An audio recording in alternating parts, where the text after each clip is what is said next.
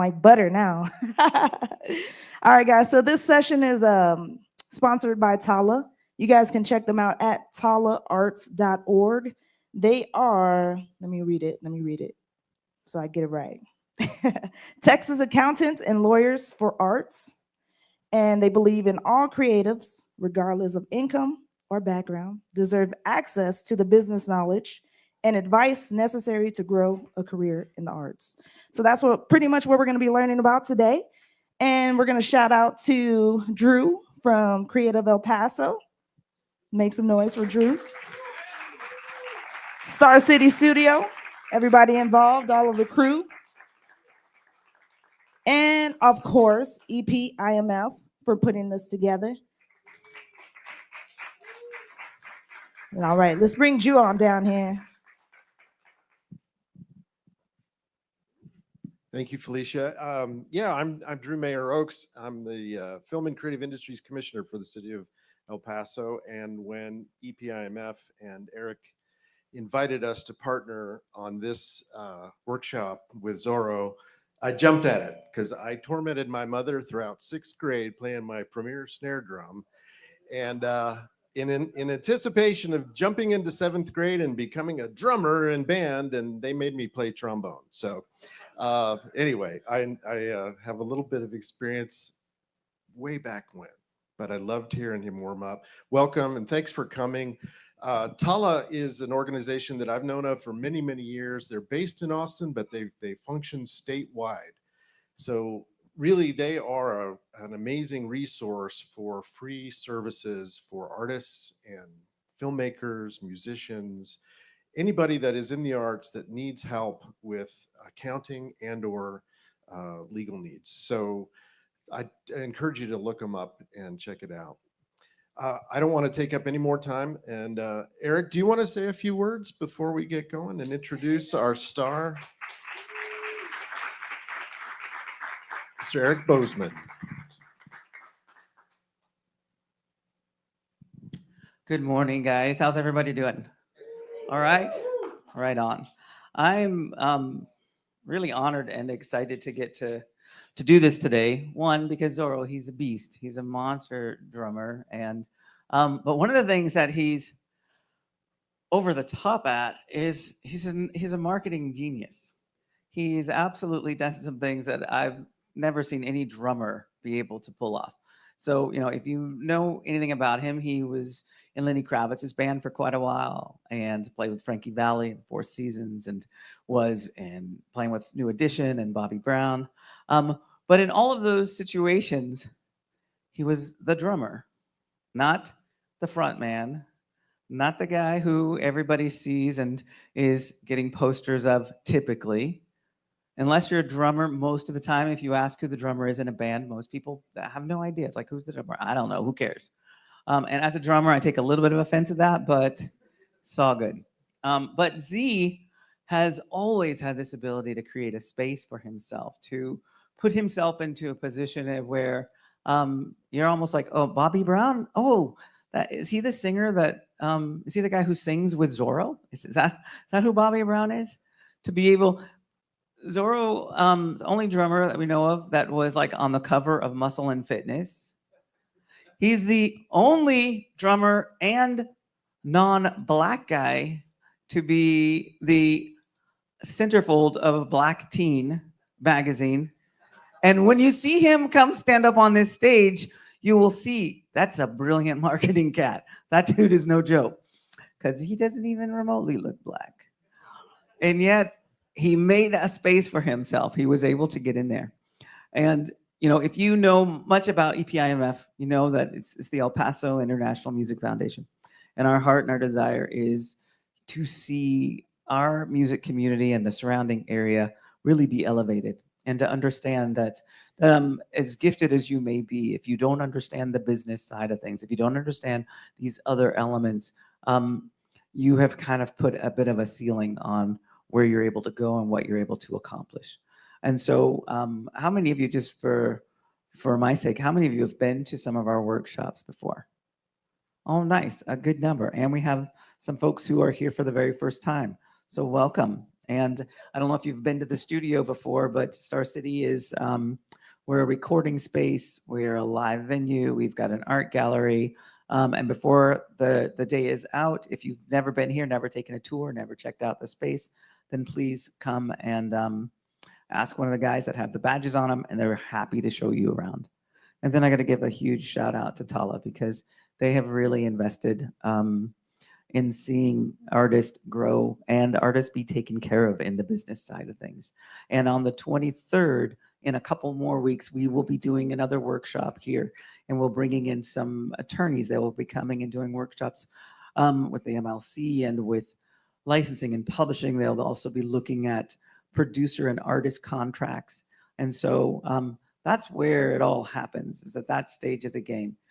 All of us like to play our instruments or create the art that we do, but not all of us are willing to put in the energy and time that it takes to really move this into being a business for us, as opposed to a hobby.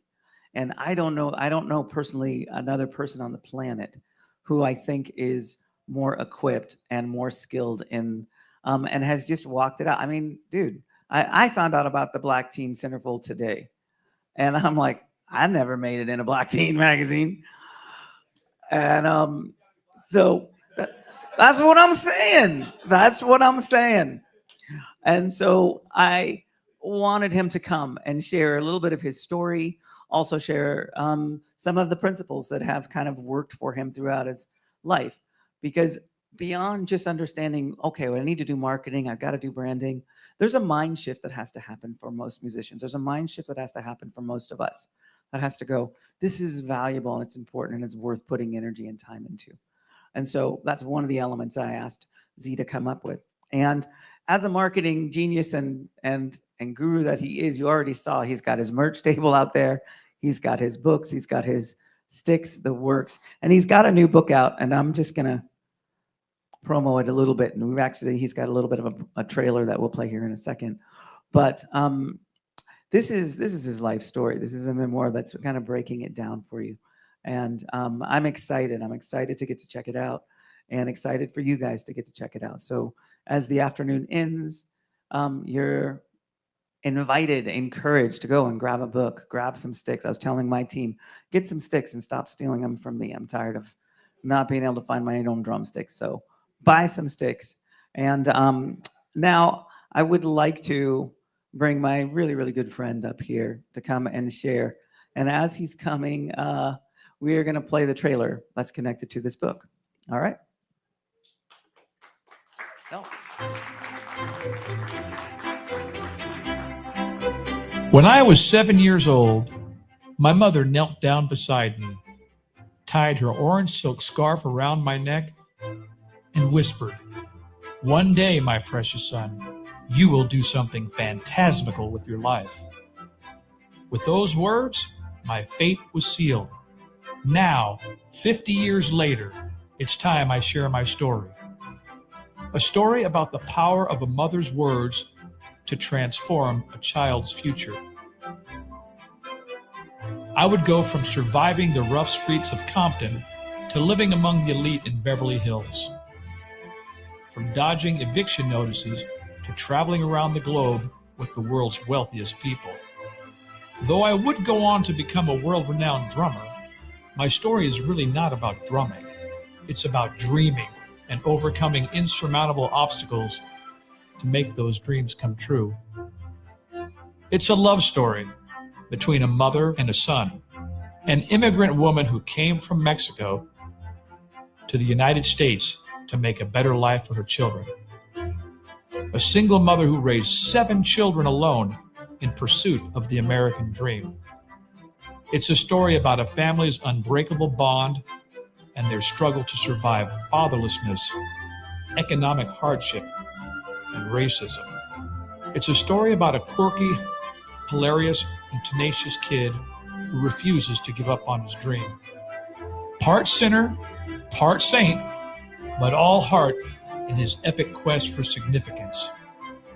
And it's a story about the power of friendship and how those who believe in us help to shape the course of our lives.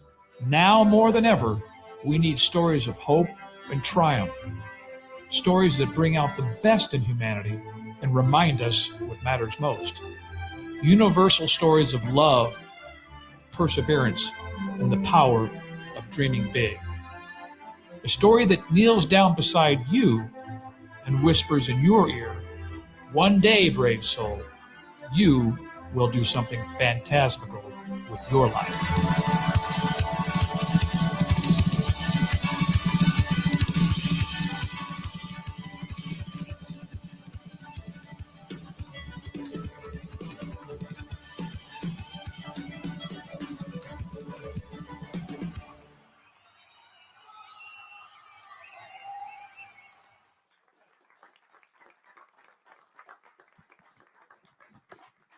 How we doing? Come on, El Paso. How we doing? We can do better than that. I came all the way from Houston. No, I'm kidding. It's so good to be here. I was trying to figure out, I've been traveling around the world for over 40 years. I've been every place imaginable and even some places unimaginable. And I was trying to remember, had I been to El Paso before? I couldn't remember if I had been here before or not. I've done 11 trillion gigs with 11 trillion people, and I'm thinking, did I? And then when you said Juarez last night, like that was across the street there, then I remembered I was here 50 years ago. 50 years ago, I was 12 years old, and my brother took me on a trip to Houston from Oregon. And I remember we went to Juarez, so we had to have come to El Paso because we come here first. So it's been 50 years since I've been here, and I was a completely different person. So I'm glad that I'm back. Maybe in another half a century, I'll come back when I'm 125 or whatever I'll be then. You're welcome. You're welcome. It's a beautiful town. Anyway, I'm glad to be here, and I'm glad that I realized that. I was like, wow, I have a history here. Had no idea I'd come back. I'm just moving this closer so I could be closer to Eric. Whoops. All right, so let's get the show started. Thank you so much for your wonderful, warm introduction, and I'm sorry I was black teen and you weren't. Bro, that hurts a little bit. It hurts a little bit. I'm not gonna lie, just a little. So, Z, you have had a pretty ridiculous career. But what's amazing to me is that you've had a ridiculous career as a drummer, as a sideman, as somebody who is not typically the front person. They're not the ones who are usually getting endorsement deals outside of drum companies. Yeah. They're not usually being in magazines outside of drum magazines. You don't typically see Jimmy Fallon singing them happy birthday. You don't, those types of opportunities don't typically come to most drummers. And I think for artists in general, there is sometimes a stigma for us that goes, hey, I'm about the art. I love my art.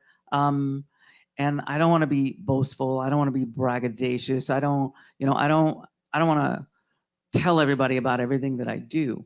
And yet the reality is that unless you just want to do what you do for your mom and dad and your cousins and a handful of friends, you're going to have to let people know about what you do and who you are.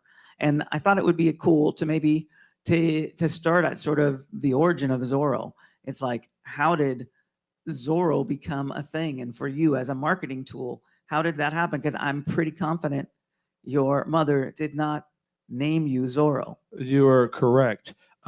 So I tell the story in my memoir, Maria's Scarf, and I'll just give you like the cliff notes of it. There's more details of how all that happened. But as you saw in the video, I grew up in Compton. So I could wear the t-shirt for real, straight out of Compton, because I grew up there. But when I was a kid in Compton, I was up to all kind of shenanigans, and all the neighborhood people would kind of put me, I was young, so I was like 7, and they could influence me. So they would put me up to kind of like stealing newspapers or some candy or some toys. And so I was smart enough, but not that smart. I was smart enough to go, well, the liquor store's right next door. Let me go get some stuff from there. But I didn't want to be recognized, so I put on a Zorro mask. So I'm 7 years old with an alfalfa cowlick from the Little Rascals, and I'm thinking that the mask is going to prevent them from knowing who I am. So I started wearing that mask when I was a kid on my little capers, and then and then later, and the kind from Halloween, with the plastic and your breathing holes or whatever, the eye holes or whatever, and then later. when I was a teenager, I was doing a bunch of gigs in LA, and I was wearing a baseball cap, and I was really busy, and I pulled down this hat that my mother got from in LA. There's a place called Alvera Street. It's kind of like a Mexican street in LA that celebrates the Mexican heritage, and so I got this Zoro bolero kind of hat, and I just started wearing that. And then at some point, my mother suggested, she goes, "Oh, mijo, you should call yourself Zorro, because you're like the real Zorro. The real Zorro always had a heart for the underdog. It was like a Robin Hood of the Mexican culture. He stole from the rich to give to the poor." And I guess that's what I was doing in those liquor stores.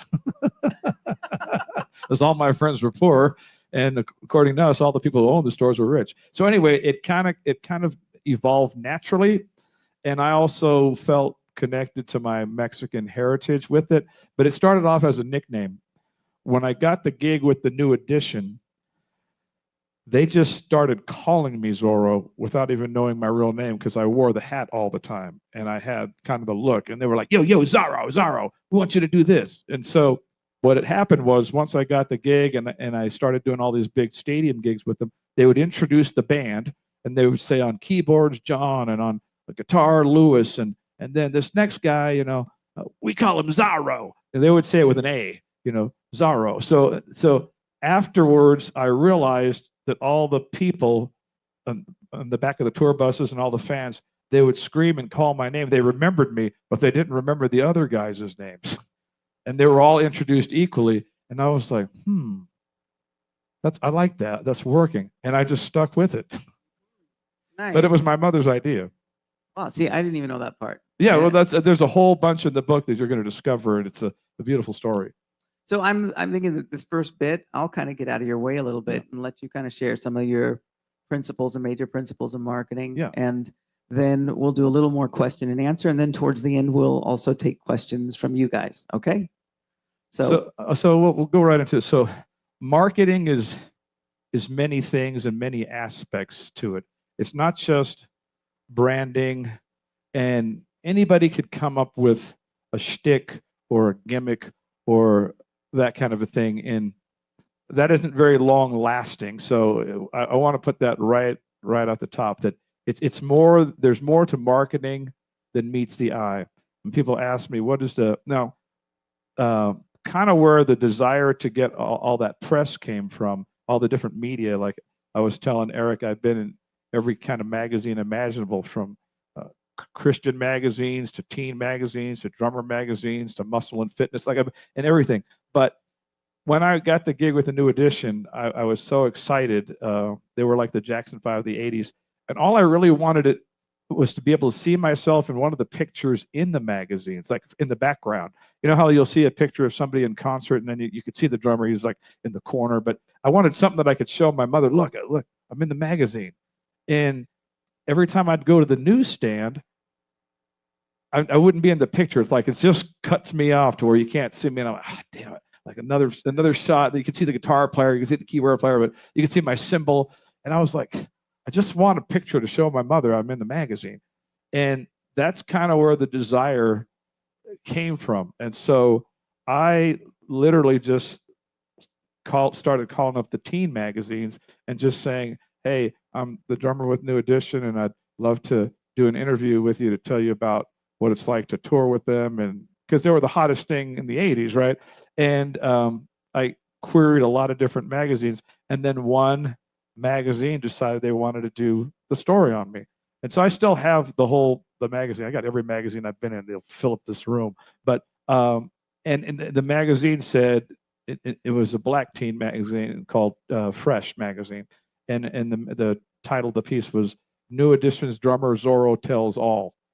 And so I had my picture with me in the group, a picture of me playing. But that's what started it. Was I just wanted to see myself in a picture, period. I didn't need a whole story about me. But when that article came out, I kind of didn't realize the impact it had, because it was a magazine that all the teen kids were reading. And then all of a sudden they became super interested in me, and they got all this fan mail.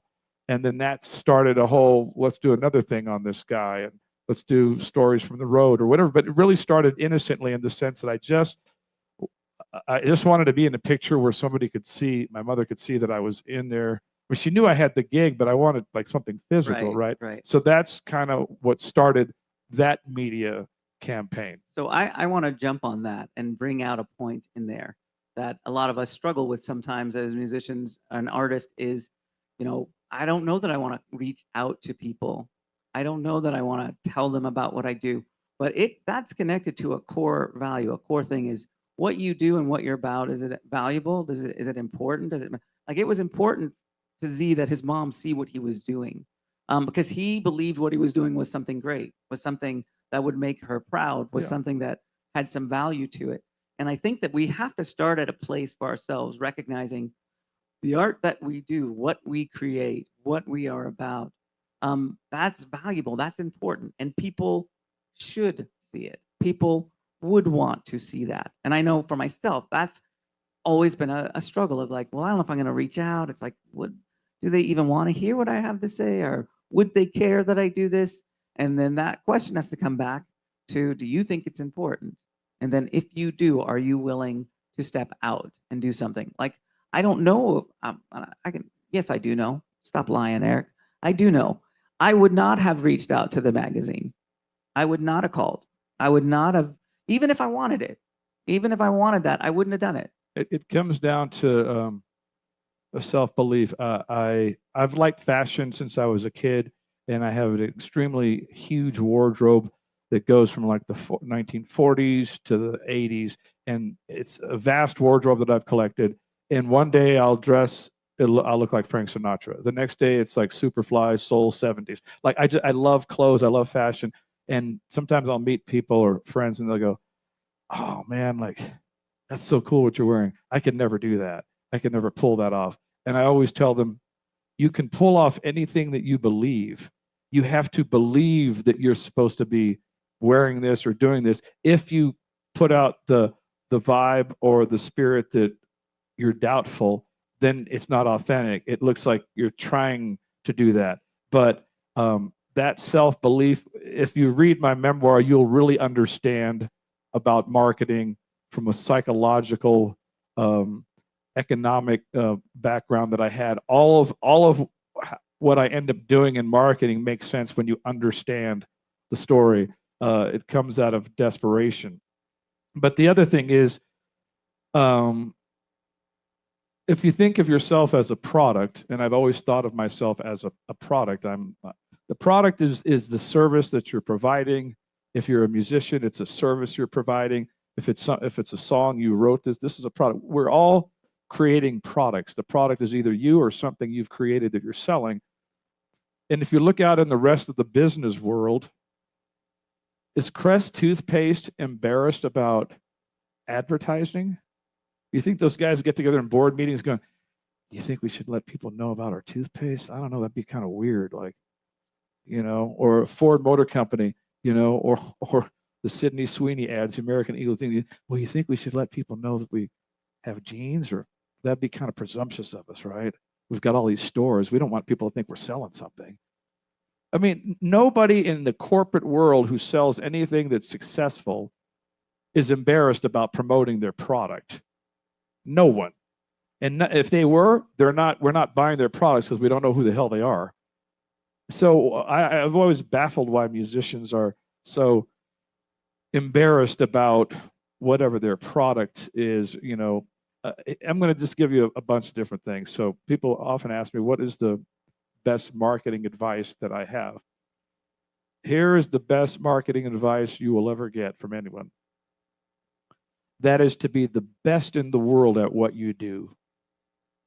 If you are so doggone good at what you do, the second you do it, the second somebody hears you play, the second somebody hears your song, the second somebody sees you perform, they're going to go, how many of you, when you go see a great movie, you tell everybody? When you go see a really excellent movie, you're like, "Man, you got to go see that movie, man. It's amazing." But how many, when you see a bad movie, you say, "Don't waste your money. That thing sucked," right? We're very anxious to share our opinion with people when something's either good or bad, right? So the best marketing tool in the whole world is to figure out what your gift is, what your craft is, what you're trying to create, and go, for instance, People ask me, my memoir just came out last year, and it just won a big literary award in Los Angeles, most inspirational nonfiction book against other major authors, not like drummer authors, but authors. But what people don't understand is like there was a writing gift in me from when I was a kid. Here's the deal. The gifts that we have, whatever we've been given, if it's a songwriting, producing, acting, musical, whatever your gift is, you were born with it. You didn't just take a pill and then one day you could sing, right? You may have not discovered it till you were 12 or 30 or 50, but the gift was always there. So whatever our gifting is, we're born with it. That's why it's called a gift. Otherwise, people would just take a pill and say, I'm going to be beautiful, I'm going to be musical, I'm going to be an athlete. We don't get to choose what our talents are. But every gift that God gives to humanity, he gives in the form of a seed. It's a seed of potential. It comes like a packet of seeds. I know when I was a kid, I used to buy those seed packets, that were in the back of comic books. And I was always amazed that with this little package of seeds, I plant it in the ground, and if I water it and fertilize it and protect it, magic happens. All of a sudden, like magic beans grow or magic strawberries. Like at no point did I or we invent the seed. The seed is magic, like Jack of the Beanstalk. But if I abide by the principles of growth and just do what happens naturally, I'll yield a crop of magical fruit. And your talent is the same thing. It's a magical seed, but it does not come to you fully germinated and fully developed. The joy of life is in the journey. The joy is that I started off when I was 10 years old. People ask me, how long did it take me to write my memoir? I said, honestly, like over 50 years, 50, even longer, 52 years. I started writing a diary when I was 10 years old. I kept a diary from 10 into my 20s. There are many diary entries in my memoir from my 10-year-old self, 14, 16, 20, but I wasn't writing then thinking I'm going to write a memoir about my life. I'm just writing what's going on in my life. Some of it will make you laugh your butt off. I mean, you'll be cracking up. Some of it will make you cry. Some of it will make you angry. But when I look back, I go, I guess I was always a writer. I didn't know I was going to be a writer then. This is my 6th or 7th book, but this is the most important thing I've ever written. So what have I done through those years? That memoir started off with a couple of sentences as just a little vignette, a sentence. So tell the story about this or tell the story about that. That turned into a badly written 2 or 3 sentences, then a badly written paragraph. Then it turned into like a quirky page, all which eventually evolved into this 400-page book. And I get emails from people all the time. And I'm not saying this to boast in any way. I just received an email the other day from a man about 75 years old, super well-read man, billionaire. And he sent me a text, and I haven't met him yet. He wants to meet me. He goes, Zoro, he goes, I'm in Hamburg, Germany. It's 3 a.m. or Norway. I just finished reading your memoir. He goes, with the exception of the Bible, he said, this is the best book I have ever read in my life. And I was like, even if it's just one guy's opinion, I was like, and he was like, it was the most moving, inspiring, encouraging, and evocative book. And he goes, 12 hours later, I'm still like feeling it. And then I had some 80, almost 90-year-old woman said, your book makes me want to dream again, makes me want to go after the unimaginable, the unattainable. Why am I telling you that? Because I started off as this crappy little writer, but I told Eric last night, I read over 300 books on the art of writing memoir in the last 15 years to learn how to write my book. Was I always a writer? Yes. Was I a developed writer? No. Every single one of my gifts, the drumming, the speaking, the teaching, the writing, all started off in the form of a seed. It was all just potential. I can't excel in any other area outside of my natural gifting. And I'm not good at anything outside of that gifting. Just ask my wife. You know what I mean? I'm not handy. I'm not a repair guy. There's just a lot of things I'm not good at. But hey, don't worry about what you're not good at. I always say you can hire people to do that. If you're really good at something and you make it, you can hire somebody to be an architect to develop your house, or you can hire somebody to do this, to do that. Just be really good at the thing that you're good at. So the best marketing in the world is to take whatever that seed of your gift is. I wrote a previous book called The Big Gig. It was a 400-page book on how to make it in the music industry. And I remember meeting some kid at an airport, and he comes up to me, recognizes me, and he goes, "Oh man, give me some advice. You know, like I want to be a great songwriter or whatever." And so I just asked him a few questions. I'm like, "Are you going to school?" And they were, "No, I'm not doing that." I said, are you studying privately with anybody, like another songwriter, or are you learning an instrument?" No, I didn't want to. I didn't want to have anything to influence my style. So I walked away, and I said to myself, you know how you have inner dialogue and it's never nice about people you meet. And you're going, what a freaking moron! Like, what an absolute buffoon! Like, I didn't want something to influence my style. I'm like, I wanted to say, you don't have a style. You don't have anything. You haven't developed anything yet. You could be the next Paul McCartney. I don't know. But with your mindset and your brain, you're not going to be anything, because you have to learn and study from all the masters. Michelangelo and all the great artists always studied under an apprentice, always studied. So and I always tell people this in marketing: the quickest way to get great at something, whatever it is to study with somebody who's already doing what you want to do, or doing it on a better level than you are.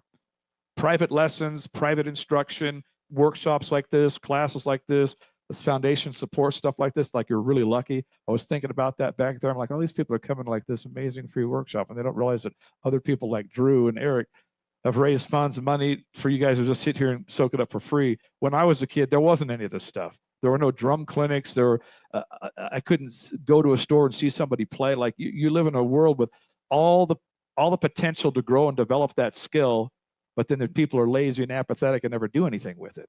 So you're accountable and you're responsible to take that seed of potential and make it great. Because when it is great, other people will talk about it and you will stand out. If they hear your song and there's extreme talent in there, they're going to go, holy smokes, that was a great song. Or there's so many artists now that never even perform. They just simply write songs, create videos and stuff. And I'm like, have you ever performed in front of anybody? Because in order for you to be a successful artist, you have to also be a successful performer. And we live in a culture now where people just want to go from A to Z without any of the necessary development to be that. You know, all the really great artists grinded out a trillion performances to develop that skill to perform, to where you went to go see Prince, you were like, that dude was seriously bad. You know what I mean? Like, wow. That cat, he worked his craft. So that is the best marketing thing in the world, because anything short of that is going to be a cheap shot, and you're like a guy trying to win the lottery with 11 million other people, right? Now, there's a lot more to all this. Now, marketing is also about how you present yourself and how you deal with people. So I always say, you know, we live in a very lazy culture. So I always say, give people more than they expect. When people hire me as a drummer, as a speaker, as a teacher, as a writer, I don't just give them the status quo. I always go far and beyond what they're asking for. And it's not even marketing, it's just my heart. I feel like I'm a servant. I have this beautiful life where I'm able to use my gifts to serve other people. I'm trying to make a difference. I'm not trying to just be famous. I've used all my fame over the 40 years to inspire and help other people, not just to be famous so people could go, oh my God, he's famous, how cool, right? That's a lot of people, but that's not me. My thing was like, how many people can I impact? It comes from my poverty-stricken background, because I care about people because of what I came from. So I did this drum loop sample CD library several years ago with the fourth richest guy in the world. He was Paul Allen, the co-founder of Microsoft. He was Bill Gates' partner. These guys literally changed the world. He was the fourth richest guy in the world. And he hired me to come to his place in Seattle on Mercer Island to record all of my best grooves and feels and things I was known for in the music industry. And I was there for like a week. I remember all the producers and Paul saying to me, they hired a bunch of named drummers. I was just one. They said, of all the drummers we hired, we got more output from you than any other drummer. Like the amount of material that was produced in that week. And I was like, what do you mean? Like, because I thought all those guys are top-notch guys, but they have worked really, really hard. He goes, you have no idea. some of these guys were such prima donnas. Like I got like 2 hours out of them out of a 12-hour day. And they were like, I'm tired. I got to go to lunch. I need coffee. And then a week goes by and they didn't really get that much material. And they said, we got so much. I mean, I came prepared. I came with every kind of feel and groove from every era. And I wanted to give them like the best work. That led, originally I was just going to be one of many guys on this package, be a greatest 20 drummers and I'm just one guy. They said, we've got so much material on you. We want to just do a Zoro box set, of all your grooves for producers. Now, I didn't think that going in. I had no idea that was even a possibility. And all of a sudden, I'm on the packaging and my grooves go out to producers all around the world because they could buy it license free. So they could just use all my grooves. But I was like, that's a case in point.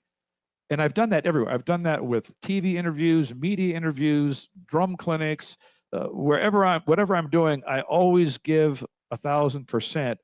And usually the people are kind of mystified and then, I'll do my best to hang with the people. And then a lot of people are like, oh, I need to be in the dressing room. I don't sign things, or people freak me out. And, so they don't really pour into the people. They just come there, do their thing, get their money, and they split, And so if you give people more than they expect, well, what happened? That was a marketing thing, because now I have my own product. So now I stand out even more. And of course, they advertise it in all the magazines, and then producers all over the world go, oh, they got the drum corps 1.1. Then they got a few special one-offs with different drummers. They must think these guys are good. They have a whole package with them. Then what happens? More people know me and more people want to use me. And so every single thing I've done, I have delivered it with a spirit of excellence that was much more than they expected. And that turned into much more for me, right? Because marketing is about doing a great job, which then expands the brand and expands the product, right? You ever heard the term repeat business? If you ever go somewhere and you buy something and the people just cheat you and rip you off, and like, that's the last time you're ever going to that person, like car repair people, right? You find out, oh man, this guy like really totally reamed me. You're not going back because it's your hard-earned money. But if I go to somebody and they fix my car and they're really honest and they do a great job, I don't have any problem giving people my money because people deserve it that work hard. And then I'll go, you know what? I'm coming back. You're the only person I'm coming back to. And I'm telling like 10 other friends, this guy makes the best ice cream, or whatever it is you're selling. You will tell other people, but you'll quickly tell other people, when they're not good. So if you want repeat business, you're going to collaborate with another person to write a song, and they go, man, my experience with so-and-so was amazing. Let's write another tune with him or her, right? You've got to make it to where when they do something with you, they want to do more with you, because marketing isn't just branding and isn't just gimmicky. And that's kind of the culture we live in. They kind of think it's that, but then they never get any repeat business. They never turn it into more, and you can't burn bridges. Yeah, I'm going to jump in there Yeah. really quick, because one of the things I think is really powerful that he's talking about right now, and it's one of the reasons I asked Zoro to come particularly, because it's a mind shift element that we want to talk about. There'll be other workshops, there'll be guys that'll break stuff down for you and go, you know what, this is how many posts you need to do each week, this is how many things you need, this is sort of what the practical application or strategy looks like.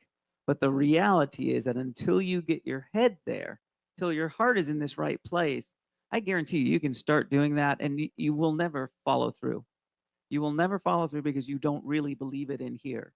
At that point in place when you believe, you know what I'm doing and what I'm about has some value, and I want to share it, and I'm going to do it at the highest ability that I possibly can, and I'm going to function at that level, and I'm going to do that every single time I go. And Z kind of nailed it. There's a few people that I work with that I pay them more than the average person that I would have to pay, because they are so good at what they do, and I feel good when I give them money. And he brought it up. It's like sometimes you got to pay for stuff, and it's like it's not a nice feeling. It's just like, here's my money, bro. Go ahead, take it. But then there's times when it's like, dude, you knocked it out of the park. This is way better than I thought it was going to be, or way cooler than I thought it was going to be, or dude, the part you played was ridiculous. Here's the money, and I'm so happy to give you the money. And I'm also super happy to tell all my people about you. Next time they need a guitar part laid down, I'm hitting I'm telling them, hit you up, hit you up. And I think that it's so important. Is why Z was the choice for me at this point, at this level, at this place. It all starts with this mind place. It all starts with believing in what you have to offer, what you're about, and where you're coming from. Because the other part of this is not that fun. The other part of it is a lot of work. Becoming a great drummer is a lot of work. You will see him play, but what you didn't see is the thousands of hours doing single stroke rolls, double stroke rolls, paradiddles, flamadiddles, all of those things. Nobody sees that. When he's on the stage with Lenny Kravitz, or when you see the video of Bobby Brown, it's like you see the fun, you see all of that. But it's thousands of hours of work that was in there. And I think, I will use our band as an example with Kikimura. We're discovering it's a lot of work to really put in the marketing side of things, to get out and tour, to be willing to reach out to festivals, Enormous amount of work. willing to do those things. And I guarantee you, if you don't believe it in here, you won't follow through. You won't do the little things that are what separate you from everybody else. Z is, in my opinion, he's a king of little things. He's a king of doing every little thing exactly the way you should. And if I didn't do it right, I'm going back and doing it again. When he's not kidding when he said, you know what, I'm going to write a book. Okay, cool. I'm going to read 300 books about learning how to write a book. That's him. Always has been him.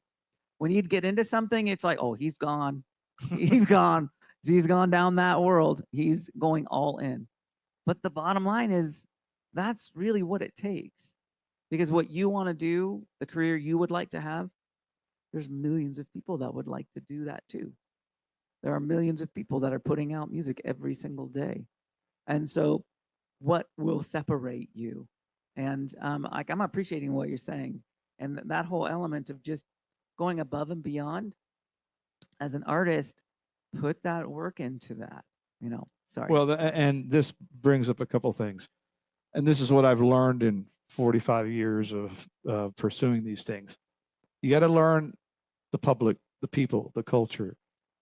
The world is basically self-centered and selfish. I am not going to buy a CD or a record or a book because I want to help these guys have royalties and drive around in Ferraris. We're not that generous. You're not buying. When I listen to the music that I listened to or that I bought all my music long before there was Spotify and all those things. I bought CDs, I bought records and tapes. I wasn't buying it because I was charitable and I wanted to help these guys pay their bills. I bought it because the damn music was amazing and it did something for me. You have to think about yourself, of whatever you're creating, whatever you're doing. You have to think of you are providing an experience, a feeling, whether it's joy, whether it's encouragement. I learned that as an author. Readers don't give a crap about buying your book. They don't care about you. They're not. Covers are important. All that stuff's important, but substance is more important. They always say, "What's in it for the reader?" What's in it for the reader? So every book that I wrote with that, and I wrote like 6 or 7 now. My original drum books were all award-winning books, and they're considered the top 25 drum books of all time, called The Commandments of R&B Drumming. Those took it was a 30-year vision, but they became a standard, and they went all around the world. I wrote it thinking about the end user, not I want to write a book where everybody knows I wrote one of the most important drum books. That wasn't Here's the thing, life is short. I always do and pursue what I'm compelled to do, not what I think is a good marketing strategy or a good shtick or I don't look in the market and go, what's missing, and let me do that. Every book that I wrote, everything that I pursued as a speaker, as a teacher, I would have written my books if nobody published them. In fact, just to encourage you, because I know it could be very discouraging being an artist, my memoir in the last 15 years, I started pitching it 15 years ago with top-notch publishers, with an agent. I had a beautiful proposal. Guess how many times it was turned down? In 15 years, it was turned down over 100 times. Over 100 times. It was never turned down from acquisitions editors. Those are the people who read manuscripts and go, we would like to publish this book. But they don't have the sole authority. They have to now go to the marketing team. and the marketing team has to agree on the books they publish. It always got approved in the editorial level and got batted down in the marketing level, because these marketing people are kind of fools and they don't really understand. They don't know anything. It's true. Like they literally didn't know I'm a marketing machine. The only reason I'm a marketing machine is because whatever I do, I freaking believe in with all of my soul, because I put all of my soul in it. I try to sell everything that I'm doing because I know what you don't know. I know that it's going to benefit you. I'm going to make a couple of dollars from my book. That's it. But it will change your life if you read it. And that's every product I've done. I know that if this person buys my drum book or my book about the music business or my memoir, it's going to change their life more than it's going to change mine, because I always thought of the end user. And guess what happens? Every time I go someplace and sell 30 books, 50 books, 100 books, 500 books, 1,000 books, that person who read the book, like the guy who just texted me and said it's the best book he ever read, they tell 20 or 30 other people. And it starts selling itself, because that's, again, when you create a great product. So you always have to think about what you're doing and creating. How is it benefiting the end user? And if it's music, you can't put a price on music when you watch a movie and you hear the soundtrack and it's just the score and it just moves you. It gets you emotionally engaged. I'm going to give you another marketing trick or tool that no one will ever tell you. Our job as creative artists are all the same. We have the same exact job. It's just a different art form. My job as a drummer has been the same as my job as an author, as a speaker, as a teacher. I have one job and you have one job. And got to remember what this one job is. The people who do this one job well are the people that are screenwriters that keep writing movies. They're the actors that keep acting. They're the people that keep writing hit songs. You have one job. Are you ready? To elicit emotion, to make people feel something deeply. That is your job, to make people, if you're an actor and you're playing like a heinous criminal, your job is to make me hate you so much when I'm watching your character. And when I watch a good movie, I hate those people. I want that guy to get killed. Like, you know what I mean? Because, and I go, shit, it's just a movie. He's just an actor. Like, but he's got me in it. Like I'm engaged, or you're just rooting for that person because you just want them to win. Like in Rocky, right? What are they doing? They're pulling on our heartstrings. They're eliciting emotion. Why certain books remain classic year after year is because they touch people and they move people, and people go, oh my God, I read that book. It changed my life. Our life is changed by art. Art meaning everything. Paintings, books, music, movies, magazines, whatever. Our life is changed by art. So when somebody creates something that's an emotional experience, and I was taught this by some of the greatest authors that taught me, that I studied with, and they were like, they told me in the beginning of my writing that they said, you have a natural fire in your writing, which I can't teach you. And when writers don't have that, they're never going to be great. They're just going to have the skills, but they don't have the fire. So you have the fire. Now you have to learn the skills. And I realized learning writing, and I'm saying writing because I'm not a songwriter like some of you guys are, or producers like somebody. So you just have to equate it to your art form, but it's the same thing. In every art form, you have to learn the foundational principles that makes that art form what it is.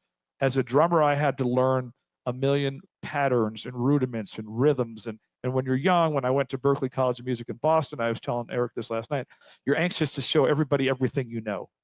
And then what you do as a young artist is you overplay, you overwrite, but a great writer, there's a book I read on writing, it was called The Elements of Style. And one of the takeaways I remember, it said, omit needless words. So a lot of times we want to feel like a fancier writer, so we write a bunch of long crap like the government does in documents when they could have said the damn thing in a paragraph, but instead it's a 100-page report. And you're like, what is this? Here's an artist is also a communicator. A great communicator makes something complicated simple. And a bad communicator takes something that's simple and makes the damn thing complicated. So a simple sentence doesn't mean that it's an ignorant sentence or that it's a dumb sentence. There's another term, and you could apply this to music. Don't create 12-minute pieces of music if you're trying to write a pop song. Kurt Vonnegut, a famous writer, said, he had a famous quote, "Pity the reader." This was his advice to all writers. Pity the reader, which means the reader is somebody who's been working 8 hours a day, has got kids and a wife, and now they have their little half an hour at night to read your little stupid book. And if you're going to make it so long-winded and all over the place, you're not pitying the reader. So anything that doesn't move the story narrative forward needs to be cut. They do it in movies. They've done it in all the artists I've worked with on stage. They cut this number, they cut this routine, they shorten this song. They do. Pity the reader, pity the listener, pity the audience.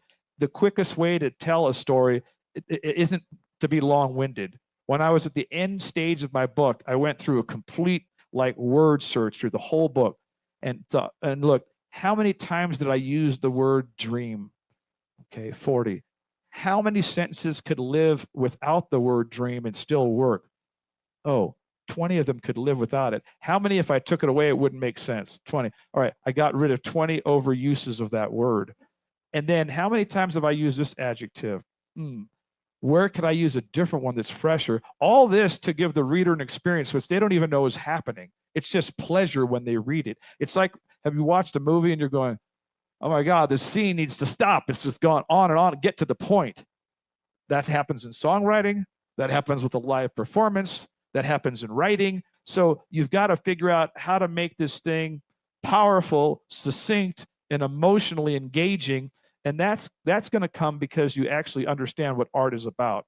Art is about, yes, it's about you expressing something, but you could do that for yourself and never be a successful artist because you go, well, I'm just writing these songs for myself. My first song is 2 hours long. Well, great. It's going to be only for you.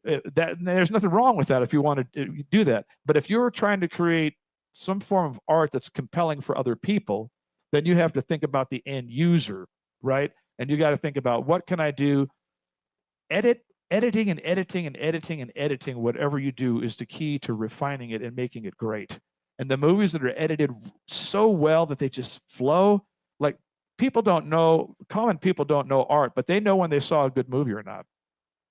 I'm not a chef or a cook. My wife is, but I know when I've had a good taco. It's not rocket science. I go, man, I couldn't tell you what kind of flavors or what they did, how deep they fried it, where the meat. I couldn't tell you any of that. I just know when I had a good pizza, and I know when I've had a bad one. So your audience is like that. They have a high discernment level of what is a good song, what is a good performance, but they couldn't tell you why he's a good drummer or why that speaker was good. They don't know, but they feel it or they taste it or they hear it. That's your best marketing thing. Make a product that stands out. The other thing that's helped me a lot in my career is I've made myself easily accessible. Always have.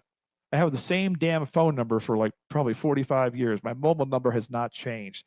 I meet people and every time I see them, they have a new number. And I'm kind of like, why do you keep changing your number?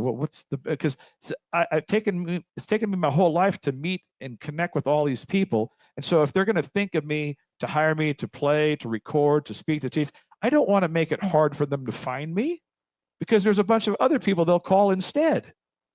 Right? So I always say, be a first responder. For instance, a story that people don't know, Eric Bozeman literally changed the course of my life and my destiny in ways that you couldn't even imagine. This was back in the 90s, and he called me, and he had gotten called by somebody to audition for a very famous group called Frankie Valli and the Four Seasons. If you do not know the group, you could Google Frankie Valli, but he is an American icon. The whole movie and the Broadway musical that still goes on, it's called Jersey Boys, is about Frankie Valli and the Four Seasons. Got more hit songs than anybody. 92 and still out there gigging and selling out shows everywhere. So he's been doing it since the 60s, okay? So he's an icon. But Eric got called to do the audition, but Eric couldn't do it. And Eric called me, I literally only had a couple hours, to get it together and to go down there and audition. And I called back whoever it was who told me to call. I called them immediately. Here's the thing. Whatever you're doing, let's say you're trying to get the gig as a songwriter, a producer, an actor, whatever, there's a lot of other people that are wanting to do what you do and that want to do it. So I always say, be a first responder. When I get a text from somebody, I respond like right away. And their first experience is like, oh, I didn't know Zoro would respond that fast. I thought I might have to like wait a long time or whatever. And then that's a good experience for them because they go, oh, this is going to be easy to deal with him. But there's not going to be like, because believe me, there's people and artists you try to get a hold of and still can't get them. And then they'll give you one little answer and then you get 5 other questions and then it take another month to get back to you. And you go like, who's got time for this headache? Be a first responder anytime anybody's calling you for anything. First of all, it's just courtesy. I think it's rude when people that you know ghost you and don't text you or call you back. I'm like, what's wrong with you? You know what I mean? Is it, they just feel like, well, I don't need to get back to this person because it's all about them, right? So you will stand out if you are if there's a major audition and they're calling, or it's happened to me all the time with recording sessions. They'll call me and I wasn't even the first guy they were going to call, but the first 3 didn't respond. And they need somebody by next Tuesday that they know they can count on.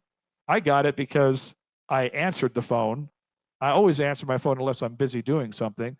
I'm still old school. I'm still a human being answering. It's not like a machine AI answering for me. And the other thing is put a voicemail message on your phone. I told this to my son. I said, you will stand out amongst your whole generation because people like me that are my age that want to hire you, he's going to be an attorney. I said, people my age that are going to hire you, they're going to be annoyed if they can't leave a message on your phone. Preach it, Z. Preach You know what I mean? it. They're going to be annoyed because they're not going to sit there and do this long text at my age. They don't, you have to understand who are the people hiring you and how tech savvy are they? So I said, have a voicemail. So that way somebody like me who just wants to leave all the information on there, I don't want to sit there and type it in my little phone. Now you guys might, because you're younger, but you got to always think, who are the people hiring me? Be a first responder. Let me jump on Yeah. that because I think the perspective and what you're looking at when you're marketing and when you're putting your stuff out there, it's key to know it's not your peers. Your peers are usually not the ones that have the money to hire you. Your peers are usually not the ones in positions of power to make decisions and to do those types of things. So a lot of times we're marketing and we're doing stuff to my homies. Hey, to my homies. Hey, everybody, shout out, shout out, shout out. But those are not the people that have the ability to pull the levers. And so you have to keep that in mind. We're dealing with that stuff with Star City and looking at how we're rebranding and how we're looking at our marketing, because sometimes the people that we want to engage with, the people that we want to work with, want to work for, want to collaborate with, they're not always our peers. Sometimes they're on a whole nother level. And we have to be aware of that. It's like, and like Z was saying, I might have wanted to hire you to come in and do bass on this track, but you didn't leave me the option to leave you a voicemail. So I got and like annoyed him, right away and hung up. I'm not going to text you all the information I wanted to leave. I'm just going to call the next bass player in my book and go, hey, bro, I got a session next Tuesday. I need a bass player. Can you be there? And it's so, so true. And I see it more today than I ever have in life. Reach out to guys and it's like nothing. Like, all right, move on. Okay, a few other things, and then I'll open it up for some questions for you. Yes, you're probably thinking about, well, the branding and the imaging and all that stuff, and that is important, but only if there's substance underneath it. Otherwise, it's just a gimmick. For instance, in my whatever imaging or branding of my life or my thing, I've always been known for my hats. In the early days in the 80s, it was my Zoro Bolero-ish type of hat. Over the years, the hat has evolved. I was also known for my scarves, thus the title of the book, Maria's Scarf. You'll learn about that when you read the book and why I wear a scarf and how that came from. They were all sort of natural things, so it felt authentic to me. And then I was known for like my jewelry and the way I dress. But the way that I dress, I mean, I'm very casual today because I'm playing drums. It's very hard to play drums and wear something nice and not ruin it. And I hate ruining my nice clothes, so I don't want to. So it's very weird. If I played the violin, it'd be so easy. I could just dress the way I want. But when you're a drummer, it's like you're always sweating. But anyway, but clothes were something I love, so it was authentic to me. It wasn't gimmicky. It's gimmicky if it's kind of not really you, and that's fine. he's about 10 years younger than me. When I first met him, Questlove, the drummer from Jimmy Fallon from the Roots, he came up to me, and he said, "Oh man," he goes, "Man, I had your posters on my wall everywhere." Black Teen Centerfold of the Month, So because when I was with New Edition and Bobby Brown, I was 21, 22 years old. Well, he was like 12. So when you're 12, I used to love the Jackson 5. I had all their posters on my wall and all the bands I love, right? When you're young, you're super influenced by whatever is the pop culture, right? So it kind of surprised me because he came up to me, was all like, "Oh my God, I can't," and he goes, "I want to take a picture with you or whatever." And then I found out, he does the pick in his afro because I had a hat.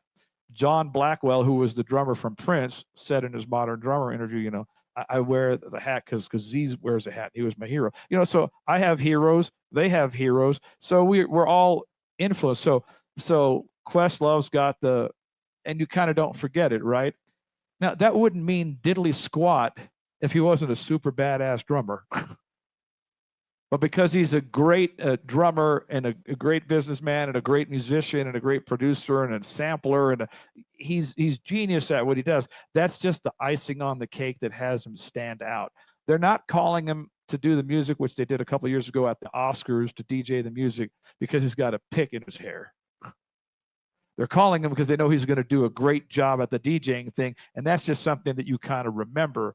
And he's, like for instance, Lenny Kravitz, my buddy Lenny, is known, his image and his marketing. He sells lots of things and makes a lot of money because he stays looking good. He's 61 years old and he looks like 35. He works out like a maniac. He's always dressed sharp. His image is super important. His image makes him a lot of money. If Lenny let himself get out of control and gain 200 pounds, he would not be doing Yves Saint Laurent ads at 60. I'm just telling you. They sell him because he's sexy. He's a sex symbol, right? And that stuff, as we've learned, works in advertising. So, but it wouldn't mean anything if he wasn't already like an established rock star with a catalog of a lot of hits and he's a super talented guy. So if there's something unique about you that you can hang on to and go, "This is what I do." I mean, I was always image conscious because my mother raised me on a bunch of the old school movies from the 40s and the 50s and the 60s. And in those movies, people had images like, Frank Sinatra had a cool fedora and different people had different things. I thought, "Oh, that looks cool. Like, I like that." And Tom Jones and Elvis wore a scarf, and I thought that was cool. So you see things and you go, if you're an artist, you're kind of attracted to that. And people will sometimes say, "Why do you dress that way?" I said, "Because I'm a peacock." Every artist is a peacock. Otherwise, they wouldn't be drawn to be artists. They want to be seen. They want to be known. They want their feathers out there. Because if I wasn't that, I'd be an accountant. I wouldn't care. But we're artistic people. You can see them in the airport. Like when I'm in Nashville, I can always spot all the musicians because they dress like musicians, right? I mean, it's like people are tribal, in terms of what they come from, right? So it's fine to be image oriented and to be conscious of that. And then, but when I was searching for that image, I was already wearing the Zoro hat. And then I thought, I want to do something like this. I was really young. This is before I got any big gigs. And I used to wear, I thought, okay, no one's ever done this. I'm going to do this. I got my Zorro hat, but I'm going to wear sunglasses. But I'm going to take one of the lenses out. So I wore a one-eyed sunglass for a long time. And I'd play these happy hour gigs in LA at the Bonaventure Hotel. And, people in the elevator would look at it, what the hell's wrong with it? Oh, and the old ladies would go, "Oh, Sonny, you dropped your lens. It's not in your eye anymore." And I just look at her like, "I know that. This is on purpose. It's not on the elevator floor." And so I'd get some kooky looks, but then here's the thing. I had to believe it. I had to own it. So I just acted like, "Nah, this is intentional. This is, and then I started getting blurry vision. And I went to the eye doctor, and then he said, "I said, well, what are you doing?" I said, "Well, I have been wearing like this one-eyed sunglasses. He was like, Sonny, if you want to see right, you probably better take the other lens out or wear them both. Because here I am in the dark room and it's like one eye is focused and the other is kind of like, what's going on here? But it was sometimes on the path to finding the thing that's you have to experiment and you try things. And you go, well, I tried the one-eyed sunglasses and that didn't really work. But it all eventually led to me becoming Zoro because it was breadcrumbs on the path of destiny, right? It never, no one's destiny ever arises as a straight line. It's always like, well, I kind of stumbled over here and then I stumbled over there. But I wanted to finish the story about Eric, because I tell you, so Eric, when he passed up on the Frankie Valli thing, and then he sent me down, or I sent myself after I called them, I only had a couple of hours to go down to the audition. And this is where it pays to be prepared, okay? And so, and this is, you can put this in your own orbit. This is what clinched me the gig. There was two different things. One, I was already a fan of Frankie Valli and the Four Seasons. So I already knew his music. It wasn't like I'd never heard his music before. Now, I didn't know the drum beats specifically. Like, actually, I did know the beat from anybody seen the movie Grease? So he sings the title song, Grease is the Word. I knew that because it was one of the first songs I learned on the drums, because when I started, just as a late teenager, when I first started, that was a huge song on the radio, and I wanted to learn that beat because it was funky, and it had like a little drum breakdown. So I kind of remembered that, and then I immediately did a quick study. I said, okay, this is Frankie Valli and the Four Seasons. I'm going to go straight to the biggest hits. And in the car on the way there, I'm listening to the hits, and I'm trying to get the drum beat stuff verbatim. Okay, I would say it's simple pop music, but even something simple is not simple to do it well and to do it right. So when I went to the audition, he had a bunch of tunes that had drum intros on them. Not quite as elaborate as Phil Collins' In the Air Tonight, but still drum intros that were indicative of the song. And you wouldn't be smart to just play whatever two-bar fill you wanted, because it would be out of character for what that music is. So I learned the exact intros to all the songs that had fills to them. And it was like I had a short amount of time, and I went there and I did the audition. And then afterwards, they told me, they said, they had a bunch of other named drummers that auditioned too. So it wasn't like I was against stick competition. And they said, you're the only named drummer who played the music exactly the way that it was. The other guys thought they were above it and thought they don't need to do that. I'll just do my own thing. But then it's not in character with that music, right? Because they did certain kind of fills in the 60s and the 70s. That's the first part that clinched me the gig. Then there was a second audition. The first audition was just to play his music. The second audition, I played with the whole band, and they called out a bunch of jazz tunes, Latin tunes, and jazz fusion tunes. And I'm thinking to myself, what does this have to do with Frankie Valli's music? But fortunately, because I've been an all-around musician that loves all music, and I have thousands of CDs, I've learned the catalog of great music. I knew every song that they called, and they were very progressive kind of songs. And then they wanted me to solo. They wanted me to do all these things. And then afterwards, I asked them, what was with the second audition? Why did you guys put me through all that stuff? They said, first, we wanted a drummer who could play Frankie's music right and authentic.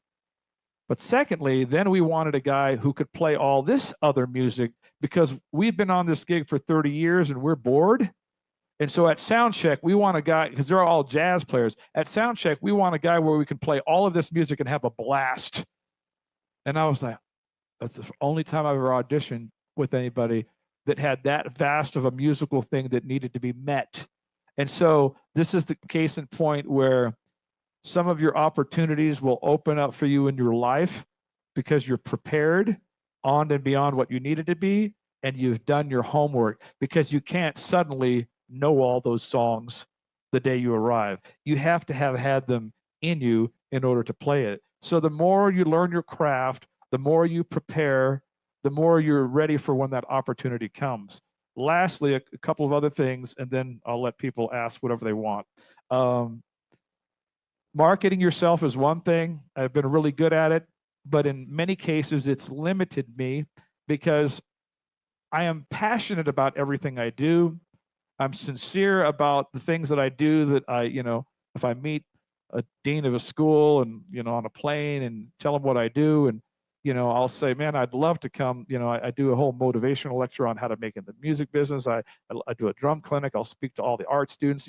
I'm selling myself, and I'm good at it, but still it's limiting because it's objective, and some people don't receive it the right way. So they might think, oh, he's like a total self promoter or whatever. So in many cases, I've needed and have had throughout my life advocates. That is what each of you need. You need somebody who believes in you and what you do and what you present, your craft, your gift, your product. You need somebody who really, for me, early on, and still to this day, he's an advocate. It's my friend Lenny Kravitz. Lenny Kravitz, when he was nobody, in 1985, he was just a young kid in LA, kind of a young up and coming producer. He didn't do anything big, but people are going, that kid's probably going somewhere. Well, he was up at MCA Records one day. He was only like, I don't know, 17 or 18, something like that. He was up at MCA Records, and they were looking for a drummer. New Edition was looking for a drummer to go out on tour with them. And they just happened to, the president of MCA, Gerald Busby, said to Lenny, you're a kid on the streets. You got your ear to the pulse. We need a great young drummer. Do you know anybody? He goes, I got just a guy. Hold all your calls. I've got the guy. So Lenny recommended me to that job. He also auditioned for that gig on the guitar because they needed a guitar player and a drummer. So our dream was to do it together, to be sidemen, backup musicians for the hottest band in 1985. As fate would have it, I got the gig and he didn't. So he had to see me in all the teen magazines for about 5 years before he got his record deal. He would go down to the magazine store, damn, you're in another magazine. And I would say, don't worry, man, your time's coming. Your time will come. It's going to happen. But anyway, he advocated for me and has done a million times in a million ways. I've had hundreds of friends who have advocated for me, meaning, well, here's a case in point. Here's Eric, who's known me for a bazillion years. And because I got that Frankie Valli gig is how indirectly I met my wife, who I've been married to for 30 years. I have 2 children from her. We're still married. My son just got married. My daughter, the whole trajectory of my life was blessed because of Eric going, you should go audition for Frankie Valli. So he's literally changed the course of my life. It will be other people that change the course of your life. So you need to make as many friends as possible. Be a good friend. Don't be just a user. You know what I mean? Be somebody who, when you make it and they want a chance, you can help them. We help each other. And so it's very important. The best marketing in the world is when somebody says, you should hire that guy. I mean, the presidents do it. Who should I have in my cabinet? It's going to come from other people that are in the circle. You need that person. Who should I run? Who should I have in my as class president? The other kids. You need advocates. You need somebody who knows what talent you have, telling other people about you so that you don't have to tell them about you. But then your best marketing tool happens as soon as when Lenny sent me down to that audition, he could not get the gig for me. I had to get it for myself. I had to beat out all the other guys that were auditioning, and there were many other great drummers. I didn't think I could do it. He kept saying, you're the right guy for this job. These other guys are too old. They're not hip. Trust me. I was like, no, man, I saw so-and-so walk in, man. He's a legend. He's like, I don't care. You got the look. They don't, and he convinced me that I was the right guy for the job when I doubted myself. You're going to doubt yourself. You need other people to believe in you. So you need advocates. Last thing I'm going to share is you need to get your elevator pitch together. Okay, so an elevator pitch is a term they use in Hollywood if you're trying to promote a script or a book or whatever you're trying to sell. Let's say you're in the elevator with Steven Spielberg and you've got, hey, Steven, man, I got this great idea for a movie. So this guy's got a tow truck. He's out in the middle of the desert, and then he runs into this gang, and then he goes on and on and on, and he's lost. The elevator door opens, and it's like, I don't know what your movie's about. So it's like a 30-second pitch. I've gotten in fact, my publisher sent me on to a conference. Believe it or not, they have librarian conferences. So I was at a big librarian conference in San Diego. There's 20,000 librarians from all over the country. So it's a big conference with authors and book publishers and librarians and talks and different things. And I'm in an elevator on my way down with a bunch of librarians. And I don't look like a librarian because I'm decked out that day. I got my 60s polka dot shirt. I'm going to stand out. They're going to go, what do you do? Oh, I'm the librarian at Elsick. No. No. So instantly they know I'm not a librarian. I said, oh, I'm an author. Oh, really? What's your book about? So there's like 20 librarian gals in there, and the elevator is going down. And I said, my memoir is my story of going from the slums to the spotlight. I said, I was raised by a single immigrant mother who raised 7 children alone. At one point, we lived in a car. This is the American dream's rags to riches story in the spirit of Rocky, Rudy, the Blind Side meets Forrest Gump. And they're like, wow, that's the best elevator pitch I've ever had. And I said, yeah, and we're in an elevator. That's the first time I ever gave an elevator pitch in an elevator. The hardest thing about writing a 400-page book or creating anything or a service is whittling it down. And it took me a long time. The authors, other authors would say, whittle your whole book down to 1 page. 1 page. How do I take my 400-page story? I knew what the 400-page story was, but how do I tell people what it is in a 1-page synopsis and not miss the highlights? That was hard. Then how do you tell it in a paragraph? These are all things that are in the book proposal that goes to the publisher. They go, what's the 1-page synopsis? Give me a paragraph breakdown. And what is your book in 1 sentence? What do you do in 1 sentence? You've got to learn what it is, and then you got to do it. I know that everything that I do whittles down to I'm a communicator. I communicate on the drums. I communicate in the written word. I communicate in the spoken word. I'm a communicator that communicates education, motivation, and inspiration. That's who I am. It's going to come out of every art form that I do. I've learned what I am. I've learned what I do and what I'm not. You have to learn what are you, who are you, and if you meet somebody, you have an opportunity to meet somebody great. Trust me, if you're a filmmaker and you want to be a filmmaker and you meet Steven Spielberg, you better know what it is that you do that you could tell him, hey, I'm a great lighting guy. I've got a gift for lighting like unbelievable. And you got to know what your thing is, and you got to be able to sell it. There's a difference between confidence and arrogance. You need to be confident. Arrogance is just being a jerk about that you're good at something. Confidence is like, yeah, I can deliver what you need on time. It'll be badass. You're going to love it. And you will get a lot of people that'll thank you that I did the job. That's confidence. You're not acting like everybody else sucks or that you're better or that you're superior. And that confidence is going to come from the inside because you actually do believe that you can do a good job at what they asked you to do. I need you to write me a thing for this movie score. You got to say, yeah, I can turn that around in 3 days and it'll be killing. Because they don't want somebody who, well, I don't know, maybe I can. I've never done this before. Like, they're not going to hire somebody who's not confident. So confidence and arrogance are 2 different things.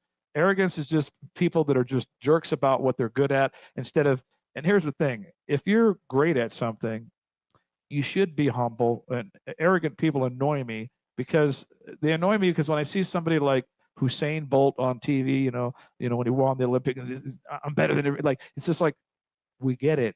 You're fast. Okay. But you couldn't have been fast if you weren't gifted to be fast. So everything that we're really good at is because we were already given a free gift to be good at it. So it's kind of like if you're the son of Bill Gates, he's worth $1 quadrillion, right? And you're his son, and he gave you $100 million to go start some businesses. And you go and say, guess what? I turned it to $200 million. Well, anybody could if they got $100 million to start with. Like you get cocky and arrogant forgetting that your dad gave you all the money to start with. We could all do that.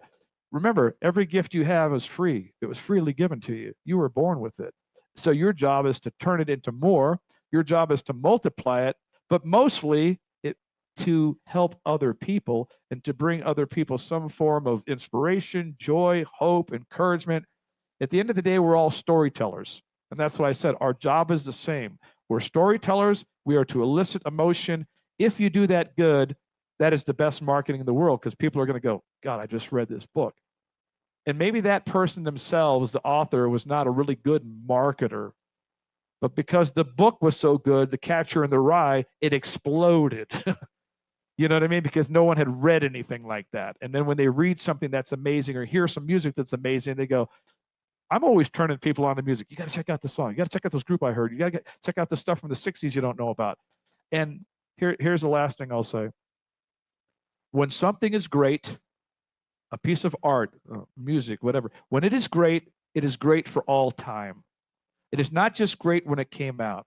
Because if that were true, we wouldn't still love Mozart and Bach and Beethoven. We wouldn't love books that are 500 years old or 1,000 years old. We wouldn't like pieces of art that are 6,000 years. You know, when something is great, all you can be is in the present, right? All you can be is in that present generation. We look the way we do, we dress the way we do, we're in the culture that we do.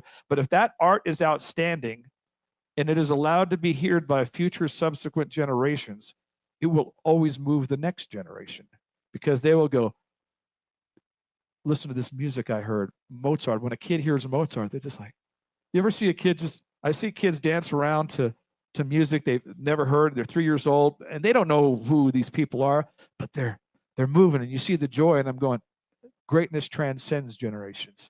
So your job is to be the greatest of your generation because you can't be in any other generation or culture than the one you're born in. That's it. That's it. Great job. We'll take a few questions. Gabe has got a mic right here. So if you've got a question, come on over to the mic and we'll spend the last bit of time answering a few questions. As always, Z killing it. I'm going to talk about marketing. So before this question comes up, my phone's popping off. This guy's been marketing his book throughout this thing. I don't know if you guys noticed that.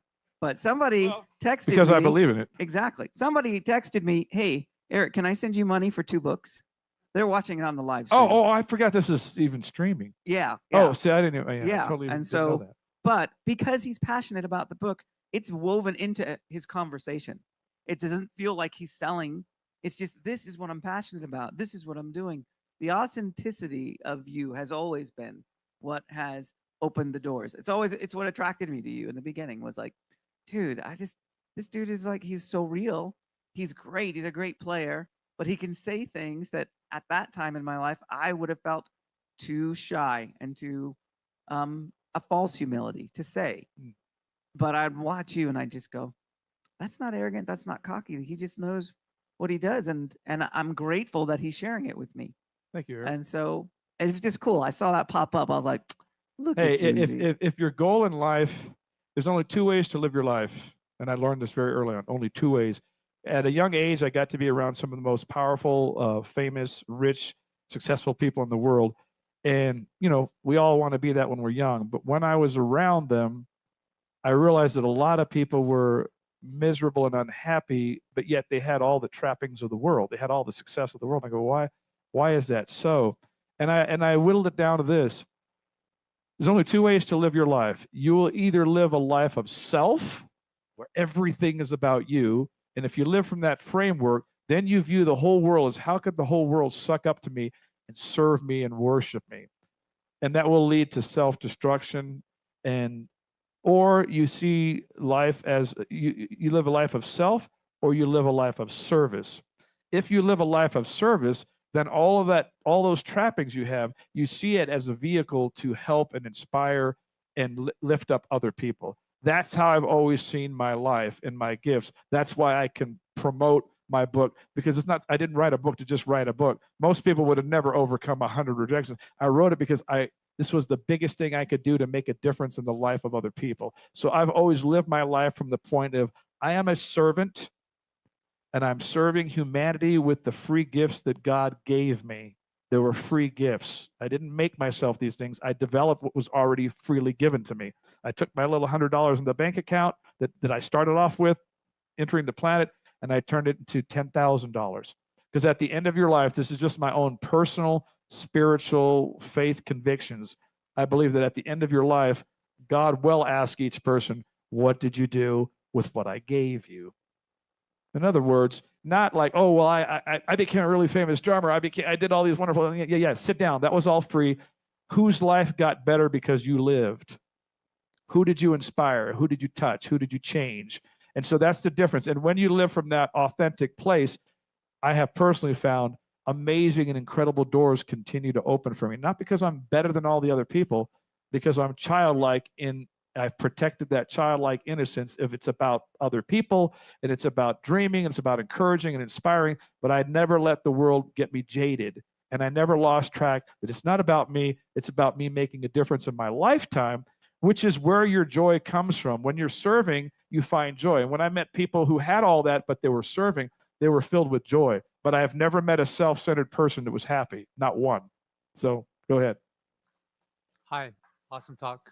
I just wanted to ask, before you met Lenny Kravitz, your friend and advocate, how did you navigate the tension between wanting to sincerely build community and unintentionally triggering people's insecurities and being misunderstood And being what? because of that? I have been misunderstood for 40 years. So, it isn't until people get a chance to know me, or if they see me in a TV interview or read about me in a magazine. But I had literally had people that would walk up to me at drum conventions because I was in the magazines all the time. They go, "Wow, you're so much nicer than I thought you'd be." Because maybe I always put out an image where I try to look cool or not smile or something, and it would sort of disarm them. Being misunderstood, just welcome to the world of being an artist. Welcome to the human club. I've been misunderstood. People have misunderstood my self-promotion as self-seeking rather than what I just told you what it is to help other people. But I can't help other people and inspire other people if I don't have a platform. And no one's going to listen to me if I haven't succeeded at something, right? So, but there's always been I've always been misunderstood, not by everybody, but that's just a part of it, and it's hurtful. And I go, man, they don't know. And then some people, here's the deal: some people will just never like you, no matter what you do, and then you have to realize that's their problem. Unless you do something to make yourself unlikable, which I don't go out of my way to do it to make myself unlikable. Right. I'm a very friendly person. I'm a people-oriented person. I meet people at the airport. I'm friendly all the time. If they're, sometimes people will look at you with like, who's this guy? Like they don't want to like you because you look like an artist, or in the movie The Devil Wears Prada, it's about a real character named Anna Wintour. She was the editor of Vogue. She just retired or whatever, and she did an interview that was very interesting because she's this fashionista, and she said, when you dress really, really nice and you're well put together and you walk into a room, it makes people that are insecure recoil. You haven't said a word, you haven't done anything, but just that makes certain people uneasy. But am I going to stop being who I am just for them?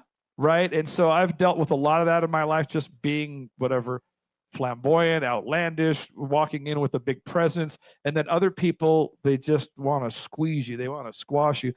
Your job is to find, I feel like this. God has given each person in this room a secret melody. The melody is a melody only for you to sing. I am a drummer like hundreds of thousands of other drummers. I'm a writer like millions of other writers. But no one is quite the combination that I am in the way that I do anything that I do. We're all unique. Like there's no blade of grass that's the same, even though it all looks like grass, right? Your job in your whole life is to find your song, your melody, and sing that and be the authentic, true version of who that is and be unapologetic for it. Because when you do that, you release other people and give them the courage or permission to do the same. Thank you.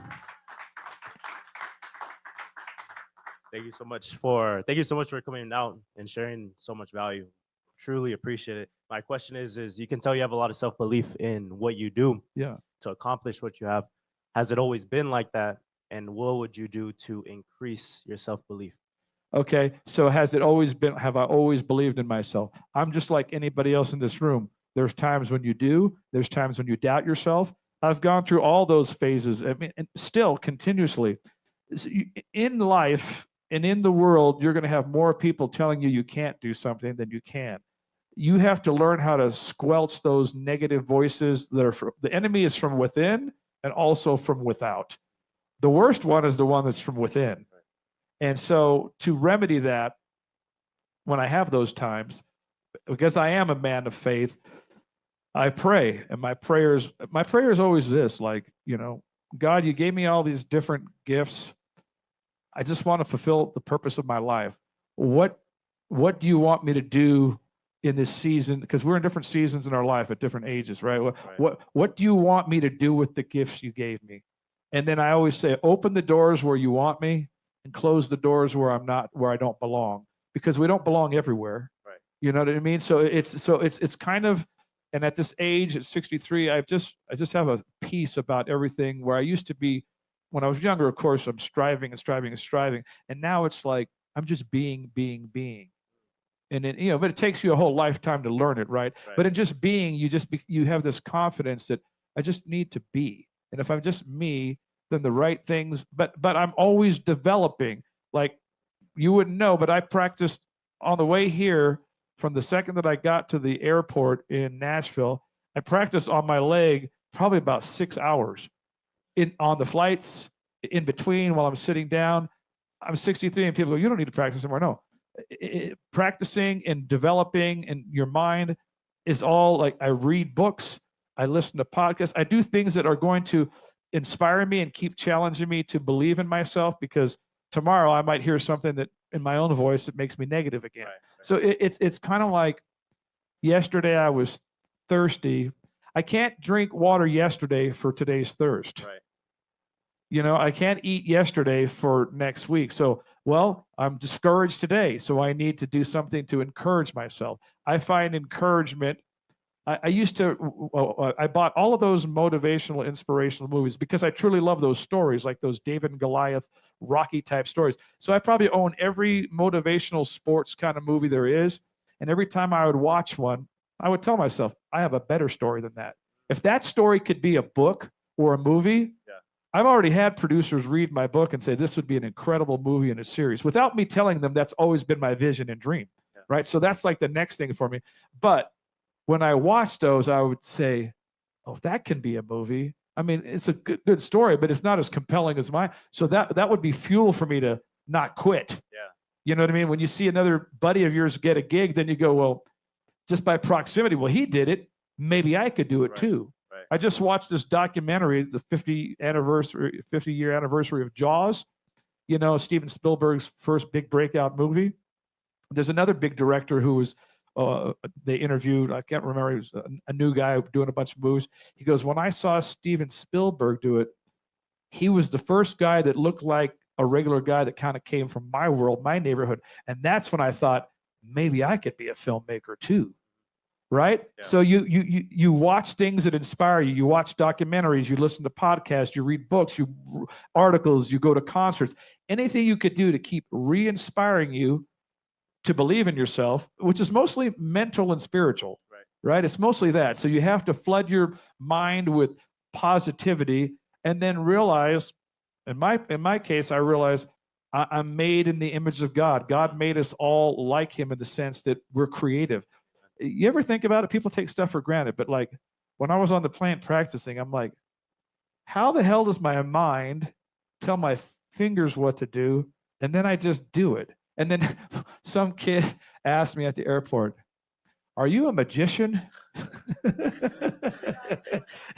And I said, well, some people say I do some magic on the drums. You know what I mean? But not in an egotistical way. But everything we do, if you think about it, anybody doing something on a high level, it's freaking magic. Yeah. Like, how the hell is your brain figuring out how to write beautiful lyrics to us? Like, nobody, even Quincy Jones said, it's all God. Nobody understands these mysteries of where creative thoughts come from. And a thought comes, and then all of a sudden you write a beautiful passage. Like, how does that? It's all a miracle. Right, it's all a miracle. It's all magic. And so you just kind of go, well, hey, I was given this miracle magic, and yes, I'm in a battlefield of life where doubt is there and all this other stuff. I just have to fight that, because my job is to just create magic. My job is to be what the kid thought I was, a magician. Yeah, I like that. It was just funny. It's like, are you a magician? You're just one letter off and one syllable off, and I'm a musician.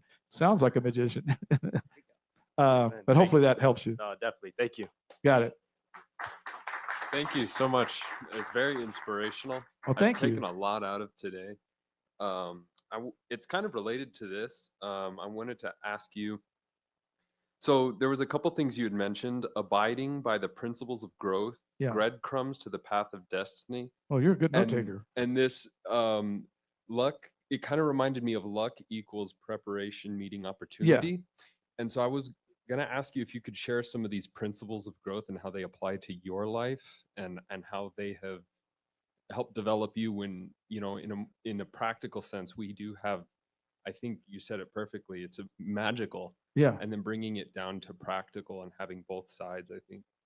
Excellent question. So I wrote another book. It's about half the size. I didn't bring any copies with me, but it's called SOAR, SOAR, SOAR, 9 Proven Keys for Unlocking Your Limitless Potential.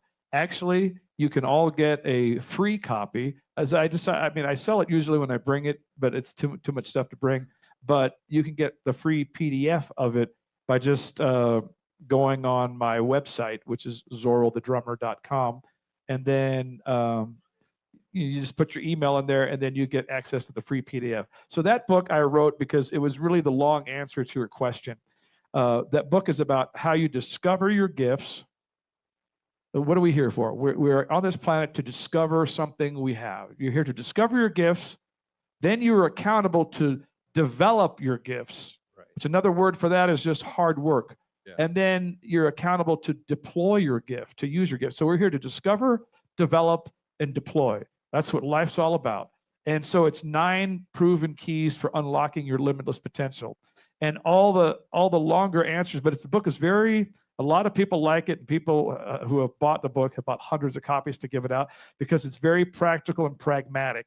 So I take things that sometimes seem complicated and I go, it's very simple. You have to write out your visions and dreams. I'll share something with you, the power of how do you do this? Okay, so try to see if I could show it to you. So the cover of the book, that you can't tell unless this is something that you only know because the author is here. Inside the book is this beautiful collage that represents all of my childhood dreams. Every story in the book is tied to a picture in there. This has my passbook. A passbook when I was young, when you had a bank account, you didn't have a phone, you had a little passbook. I still have my passbook from the bank that's still in existence. And in it would say, you deposited 25 cents today, 50 cents. It shows your balance. I was a kid trying to save money for my dreams. All of these things I saved because they were a part of my history. This piece of paper right here, this orange thing, is a piece of paper I wrote when I was a kid. And I called it My Future. It was a vision statement without knowing what a vision statement was. This piece of paper, I still have it, is the cover of the book. This whole piece of paper, that's the paper. So behind here is the writing where I wrote what I'm going to be a world-renowned famous drummer. I wrote this when I just started playing. So it would have sounded like lunacy and craziness, but I envisioned it. This font is my own writing from when I was a kid. Everything starts with envisioning yourself doing something amazing. But and so it is a proven study that you are 40% more likely to accomplish something simply because you wrote it down. I have always written down everything I've ever done, everything I've ever accomplished. Now, did it happen just because I wrote it down? No, but that gives me something that I'm looking at every day, right? If you have a goal, I want to lose 50 pounds or 20 pounds or whatever, it begins with, there's something about decreeing and making a declaration out of your mouth, because if you don't, and there are kids in high school that I still know that I went to high school with, and they would say, you used to always say, and even when I met Eric 35 years ago or whatever it was, I used to tell people then, I'm going to write a book. You know, this is before I wrote my first book. I would always tell everybody what I'm going to do before I did it, but not in a braggadocious way, just like in a way of conviction, because then it keeps you accountable. Because if you don't tell anybody you're going to lose any weight and you lose inspiration after a week and you're back to eating bonbons and Haagen-Dazs, and then you do. But if you said, hey, next time this year, I'm going to be 30 pounds less. you keep track on me, keep checking on me, right? So when you decree a goal and state it, it makes you, it's just another stage. And then what I do, and I have taught students to do this, then I would say, write down a vision of what you would like to see, not what you think is possible, but based on the giftings that you have, what would be the ultimate life you would imagine? And I have paragraphs like that written. You know, I want to be married. I want to have 2 or 3 children. I want to be able to travel. I want to do all these things. And believe me, coming from what I came from, they were all impossible. Everything I've done in my life is it's impossible to get published. Virtually almost impossible. My book was published by a big secular publisher. They just published Whoopi Goldberg's book, Robert Downey Jr., Kenny G. I am not as famous as those people. I'm a famous drummer in a small little world that I'm in, but I'm not a household name. My book is twice as big and 10 times more beautiful. And because I believed in it, I put in the work to write a story that moved those people at the publishing house to put in the kind of money they did to make the book a magical experience. The other thing I told them is I said, at the end of the book, show when all the dreams came to life. So in the beginning was showing all the kids' visions and dreams, and then at the end, show when the dreams came to life. So it's already telling a story before you even read a word. The reason I'm telling you this is this was all work. They didn't publish it because they liked me or because they wanted to do me a favor or they wanted to help Zoro sell books. I decided that I was going to write something that would be compelling to inspire people. I did the work. And the goal was to give the reader an experience that changes their life. So the goal was pure. You know what I mean? To me, it's never been about numbers. It's been about souls. It's been about every person that gets it. I've been able to touch their life in some way. So there's something about when you're driven by a purpose that's genuine and authentic, somehow the winds of life, and if you're willing to do the work, there's in the chapter, one of the chapters of my books called SOAR, every life principle is a single word. You know, so one of them would be strategy. You know, so so once I wrote those goals down, okay, so I've got the goals. Now you got to get a strategy. How am I going to develop the talent to be a great drummer? How am I going to develop to be a great writer? You meet other great drummers and writers, find out what they did. You study, you immerse yourself in the craft. And then the other word is pursue, which is another way of saying work.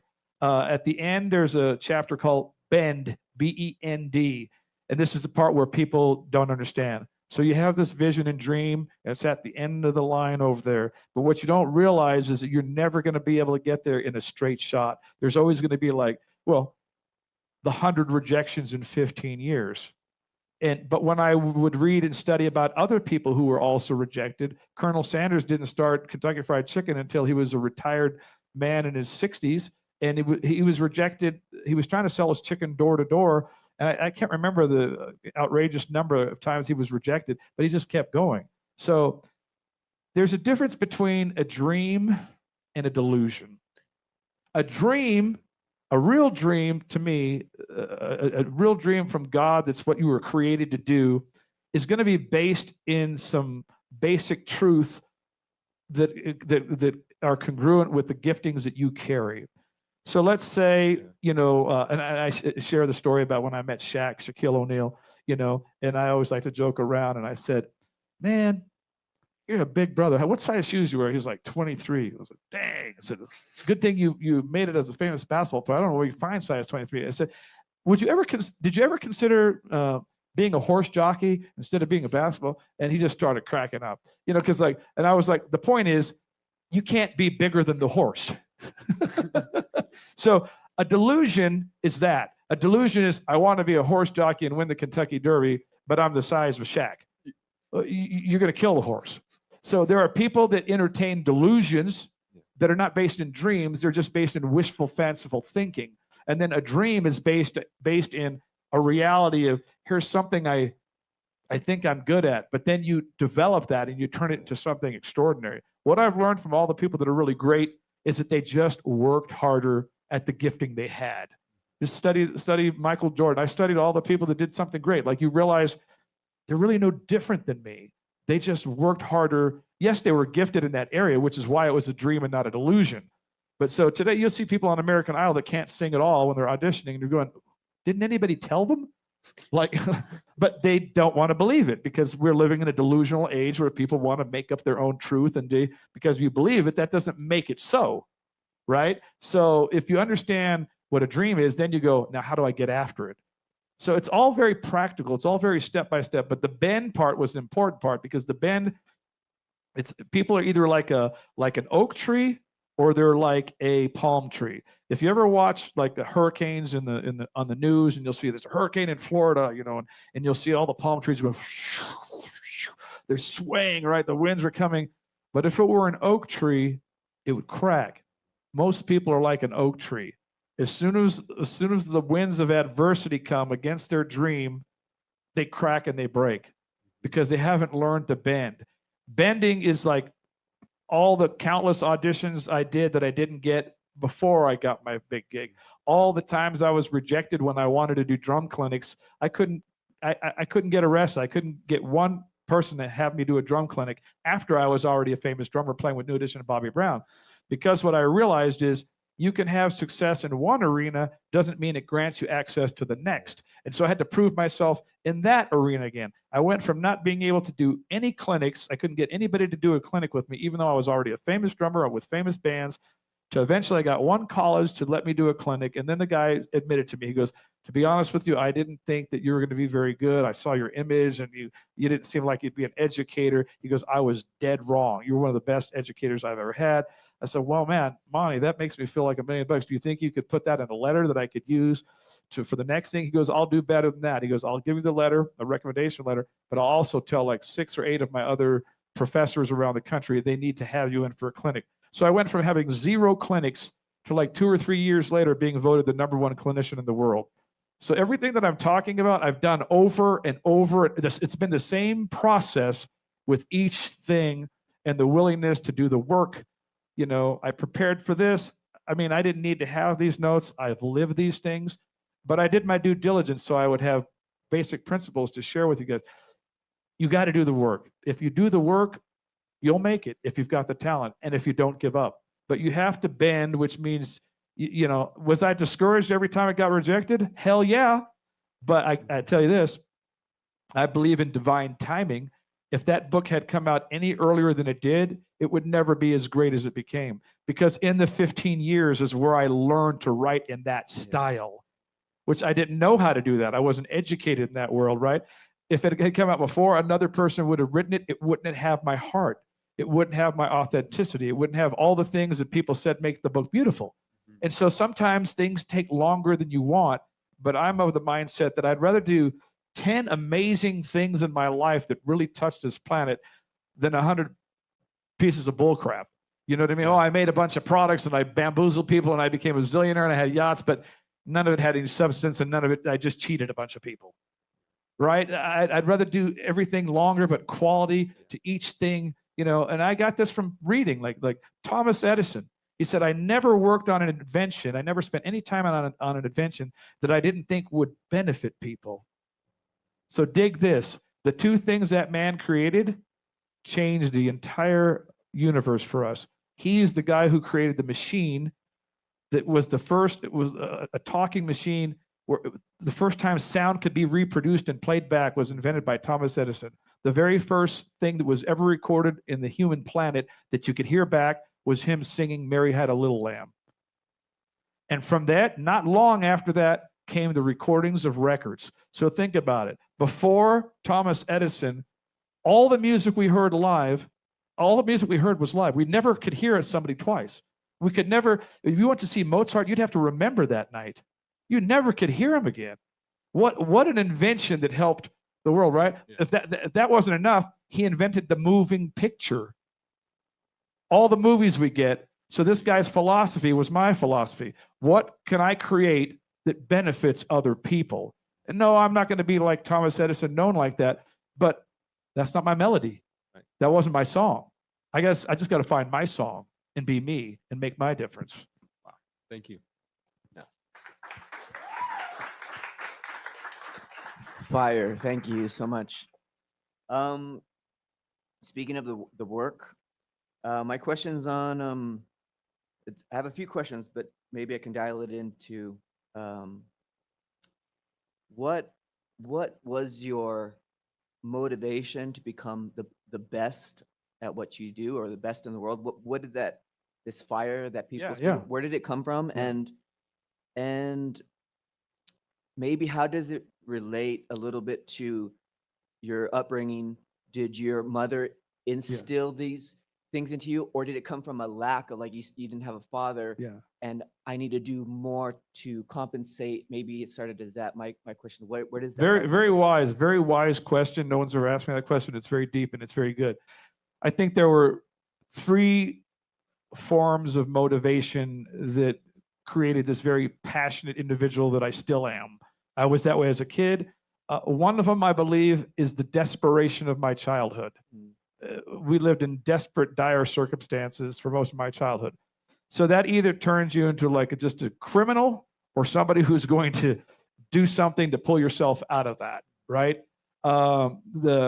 So I think most artists and a lot of famous people would say their initial motivation was to be famous, to be loved and accepted. I would definitely say that was definitely the case with me, being rejected by my father and being rejected by a lot of society growing up. I was telling Eric, when I was about 12 years old, we moved from Compton, which is predominantly a black neighborhood. And so I thought I was black. You know, I had a black soul, but I didn't look black outwardly. Thus, the Black Teen Centerfold. But I'm half Mexican and half Irish, but I didn't speak Spanish because I wasn't born in Mexico. So I didn't connect with my culture like I would have wanted to from the language barrier. But my father was white and Irish, but he abandoned me. So I didn't. And then when I moved at 10 years old to Oregon, so now I'm in a totally white backwoods rural place. So the white people don't like me, even though I look white because my mother's Mexican and has brown skin and has an accent. So they look at me like a dirty Mexican. Then there's no black people, so my culture that I grew up with is nowhere to be seen. So I was completely a kid without an identity. I wasn't accepted by blacks because there were none. I felt black inside. I was Mexican on the outside, but not enough for to really communicate with the Mexicans who really spoke Spanish. So when I was 22, I become Black Teen Centerfold of the Month, Latin Teen Centerfold of the Month, White Teen Centerfold. I was like, that was God's justice. For one day, I was not accepted by any of them. Now I'm everyday people. The motivation is 3 things. One, the desperate desire to probably win my father's approval. You know what I mean? To do something. When the world and society says you're nothing, you're going to be nothing, then you either become what they say or you're just going to prove them wrong. Well, that was definitely the 1/3 of the motivation. The other third is my mother was an extraordinary woman who instilled vision and dreaming in me, but I still had to do something with it. And so that's the second third. The last third is the third that I learned as I began to be successful at things. And then I understood more the real desire, because if the desire is only just so you could prove to that girlfriend in high school that you're somebody, well, once you do it, then you're kind of like, well, I need a new motivation because like I did that. And she's ugly now, so I don't care. You know, I didn't win her over, and I was so glad I didn't.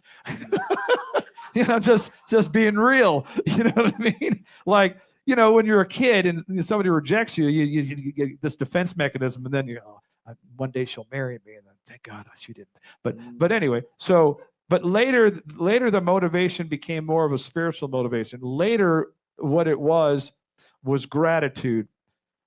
I felt like I was given these extraordinary magical gifts, these magical beings that I planted. I did nothing except abide by the things that are in the earth. In other words, like a farmer plants, you know, he doesn't create the seed. If he puts it in the soil and puts water and fertilizer and protects it, it grows, but he never created the miracle of it, right? So I realized at a certain point, man, all the things I could do is because I was freely given these things. So I am so thankful to God. Yes, in the beginning, it was all self-oriented. It was all me trying to prove myself to my father, to girls that rejected me, and the neighborhood that didn't like me, that didn't see me as all the colors I really was, you know. And then I thought, you know what? No, I'm just thankful that I have these things. And so I look at it like God's gift to humanity is the giftings he gives us. That's the gift of the human race, is that all these people can do different things and it makes the whole thing work. This person's got a propensity for teaching. This person's got an ability to just make money and they're great at it, but they're generous. So they use that money like this foundation to help you guys. So every gifting is a valid gifting. And some people are doctors, and some people are lawyers, and some people are amazing chefs, and some people are amazing teachers. And we need all those things, right? It's like one body, but we can't all be eyeballs. You can't have a body of just eyeballs or just kneecaps or just brain. You need, so the human race is like a body, and each of us have different parts. And all I got to do is go, you know what? I'm an eyeball. I just need to be the best eyeball I can be. And I've got to be thankful that I can be that. And that I can, so God's gift to us is the gifts, right? Our gift to God is what we do with them and how we help humanity. And so it's those three things, and they're very age appropriate, because you don't understand that when you're 10 or 12, but later when you've seen the world, and I've met all the most famous, richest people in the world. I've been to the jungles of Ghana, Africa, the poorest places in the world that make America look like Beverly Hills.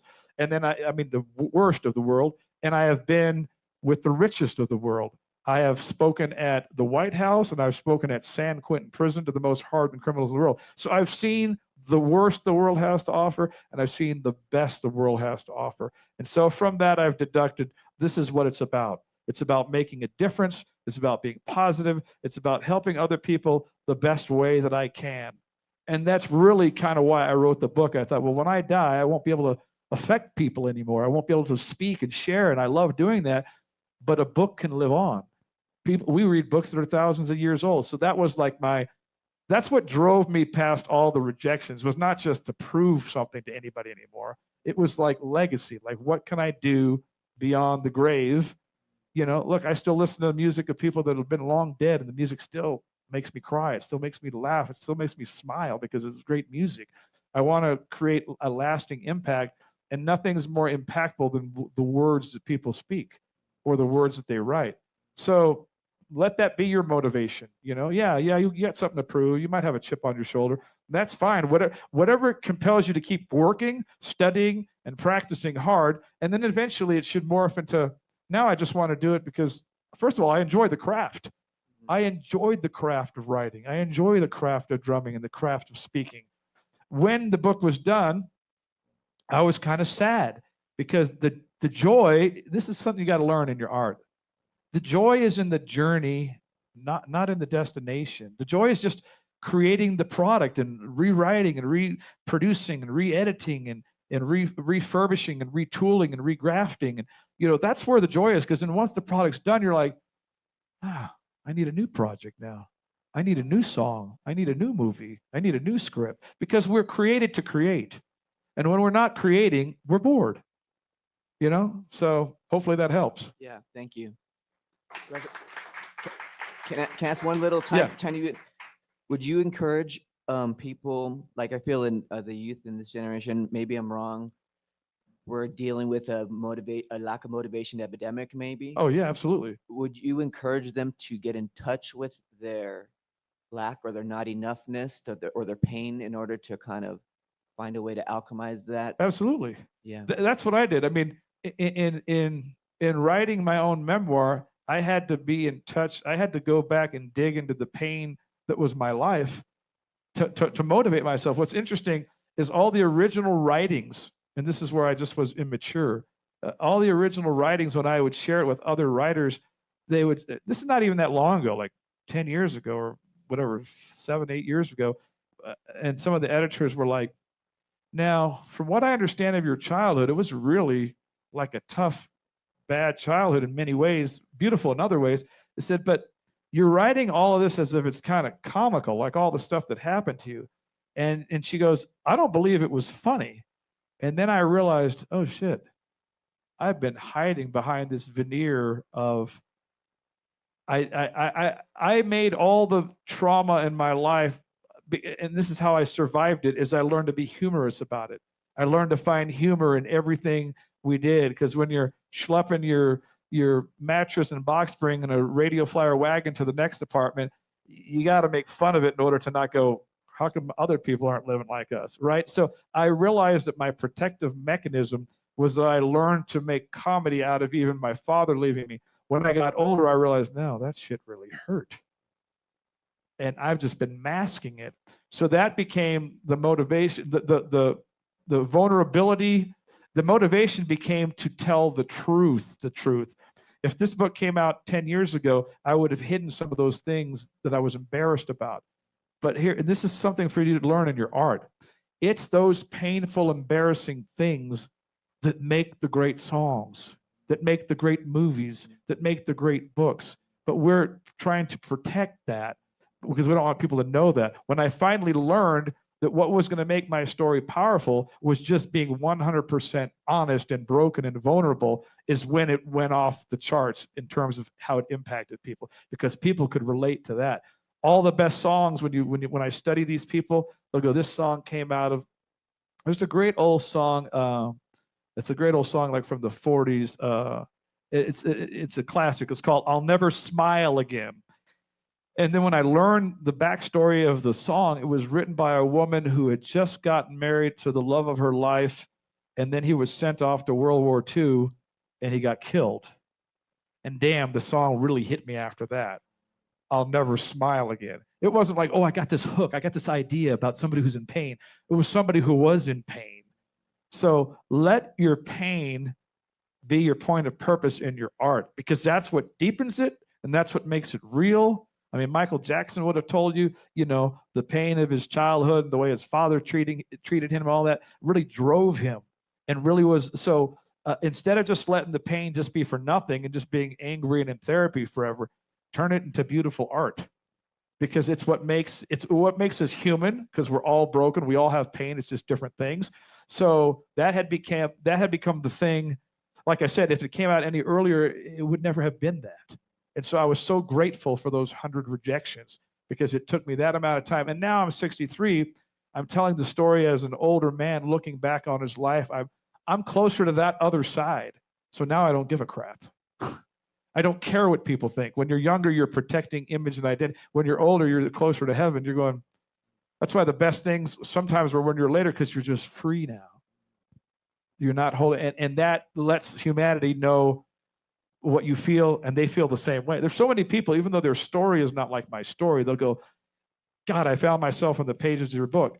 Not that they became a drummer, not that they did these things, but the different broken things. My father left me, or I had a mother who raised us all alone, or I felt this way, because all that we suffer and struggle in humanity is common to all humanity. And as an artist, we convey those things that other people can't, that they wish they could, because they're not artistically driven, right? We write the songs that make them. When girlfriends used to break up with me, I would play those songs like "I Will Survive" and all these kind of songs that make you feel like all these sad songs, because they coined the lyric that I'm feeling and I'm thinking. And then my mother would surround me with songs like songs of hope, like Frank Sinatra, "High Hopes" or "Young at Heart," and she would brainwash me with all these songs about dreaming, but then they permeated my soul and they made me believe, because those songs are powerful. So what you guys have as artists is the most powerful tool in the world to change a human life, because how many of us, those lyrics that we just go, that is how I'm feeling. And believe me, it can be simple. Like Stevie Wonder wrote a simple tune that was just like how everybody feels, but no one ever coined it before. How many times have you called up somebody, your mother, your grandmother, a teacher, a brother, a sister, a friend, somebody that you love, and you go, I just called to say I love you. You don't really have anything deep to say. There's no new news, but you just, and Stevie Wonder, I just called to say I love you. You know what I mean? Like, wow, everybody thinks that. Everybody has felt that, but he coined it, and we all related to that story. So in the end, we're storytellers. Use your cultural history, your ethnic background, your economic background, your pain of your life, of your breakups, your divorce, your people who hate you. Use it all, and you'll have good art. If you don't use it, it won't be deep.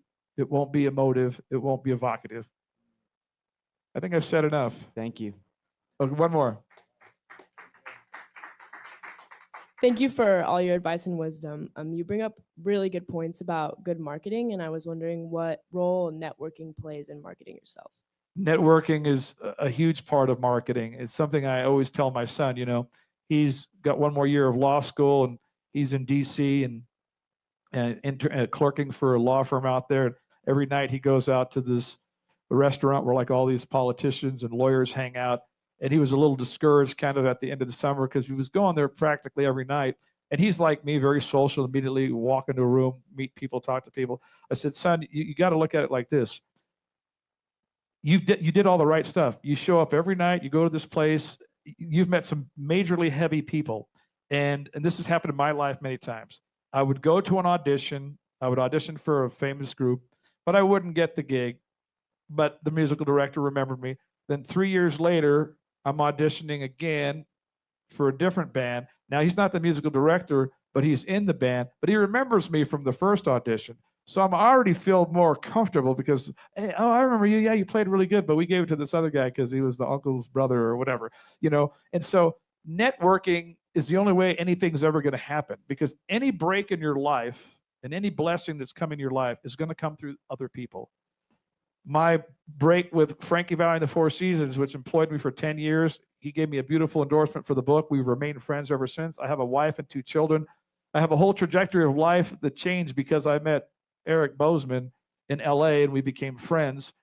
Networking is really just meeting people and meeting as many as you can and trying to develop relationships, but not relationships in where you're just trying to use people, but relationships in which you're trying to bring an asset to them, a benefit to them.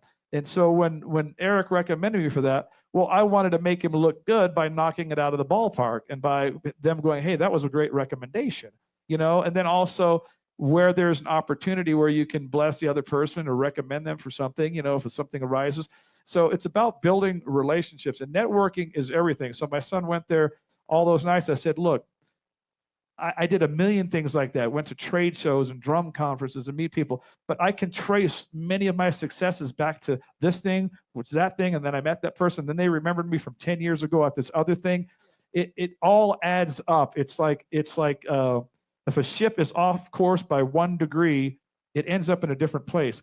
It's a small little thing. Like he said it earlier, I've been the king of doing small things right, but that's what anybody who's ever succeeded has done. It's not rocket science. It's doing a bunch of small things right, and then eventually it's like that 1% like adds up. It's like, they tell you if you start investing when you're 18 or 20, you put a certain amount of money in every month in your bank, and then eventually you'll be a millionaire like in a short, like it's just it's the interest, it adds. So networking is really relationship building and meeting as many people as you can. Sometimes there'll be people beneath you, and sometimes there'll be people above you. The people beneath you, you're to help them. The people above you help you. Because we're all at a different place in that thing. Awesome, Z. Thank you. Absolute fantastic. Thank you. I think I will play a song, or like, right? You know what? I haven't even looked at the clock, so I have no idea. We're way behind. I'm sure we are. So, see, I gave you more than you expected. Yeah, he did. Yeah, he did.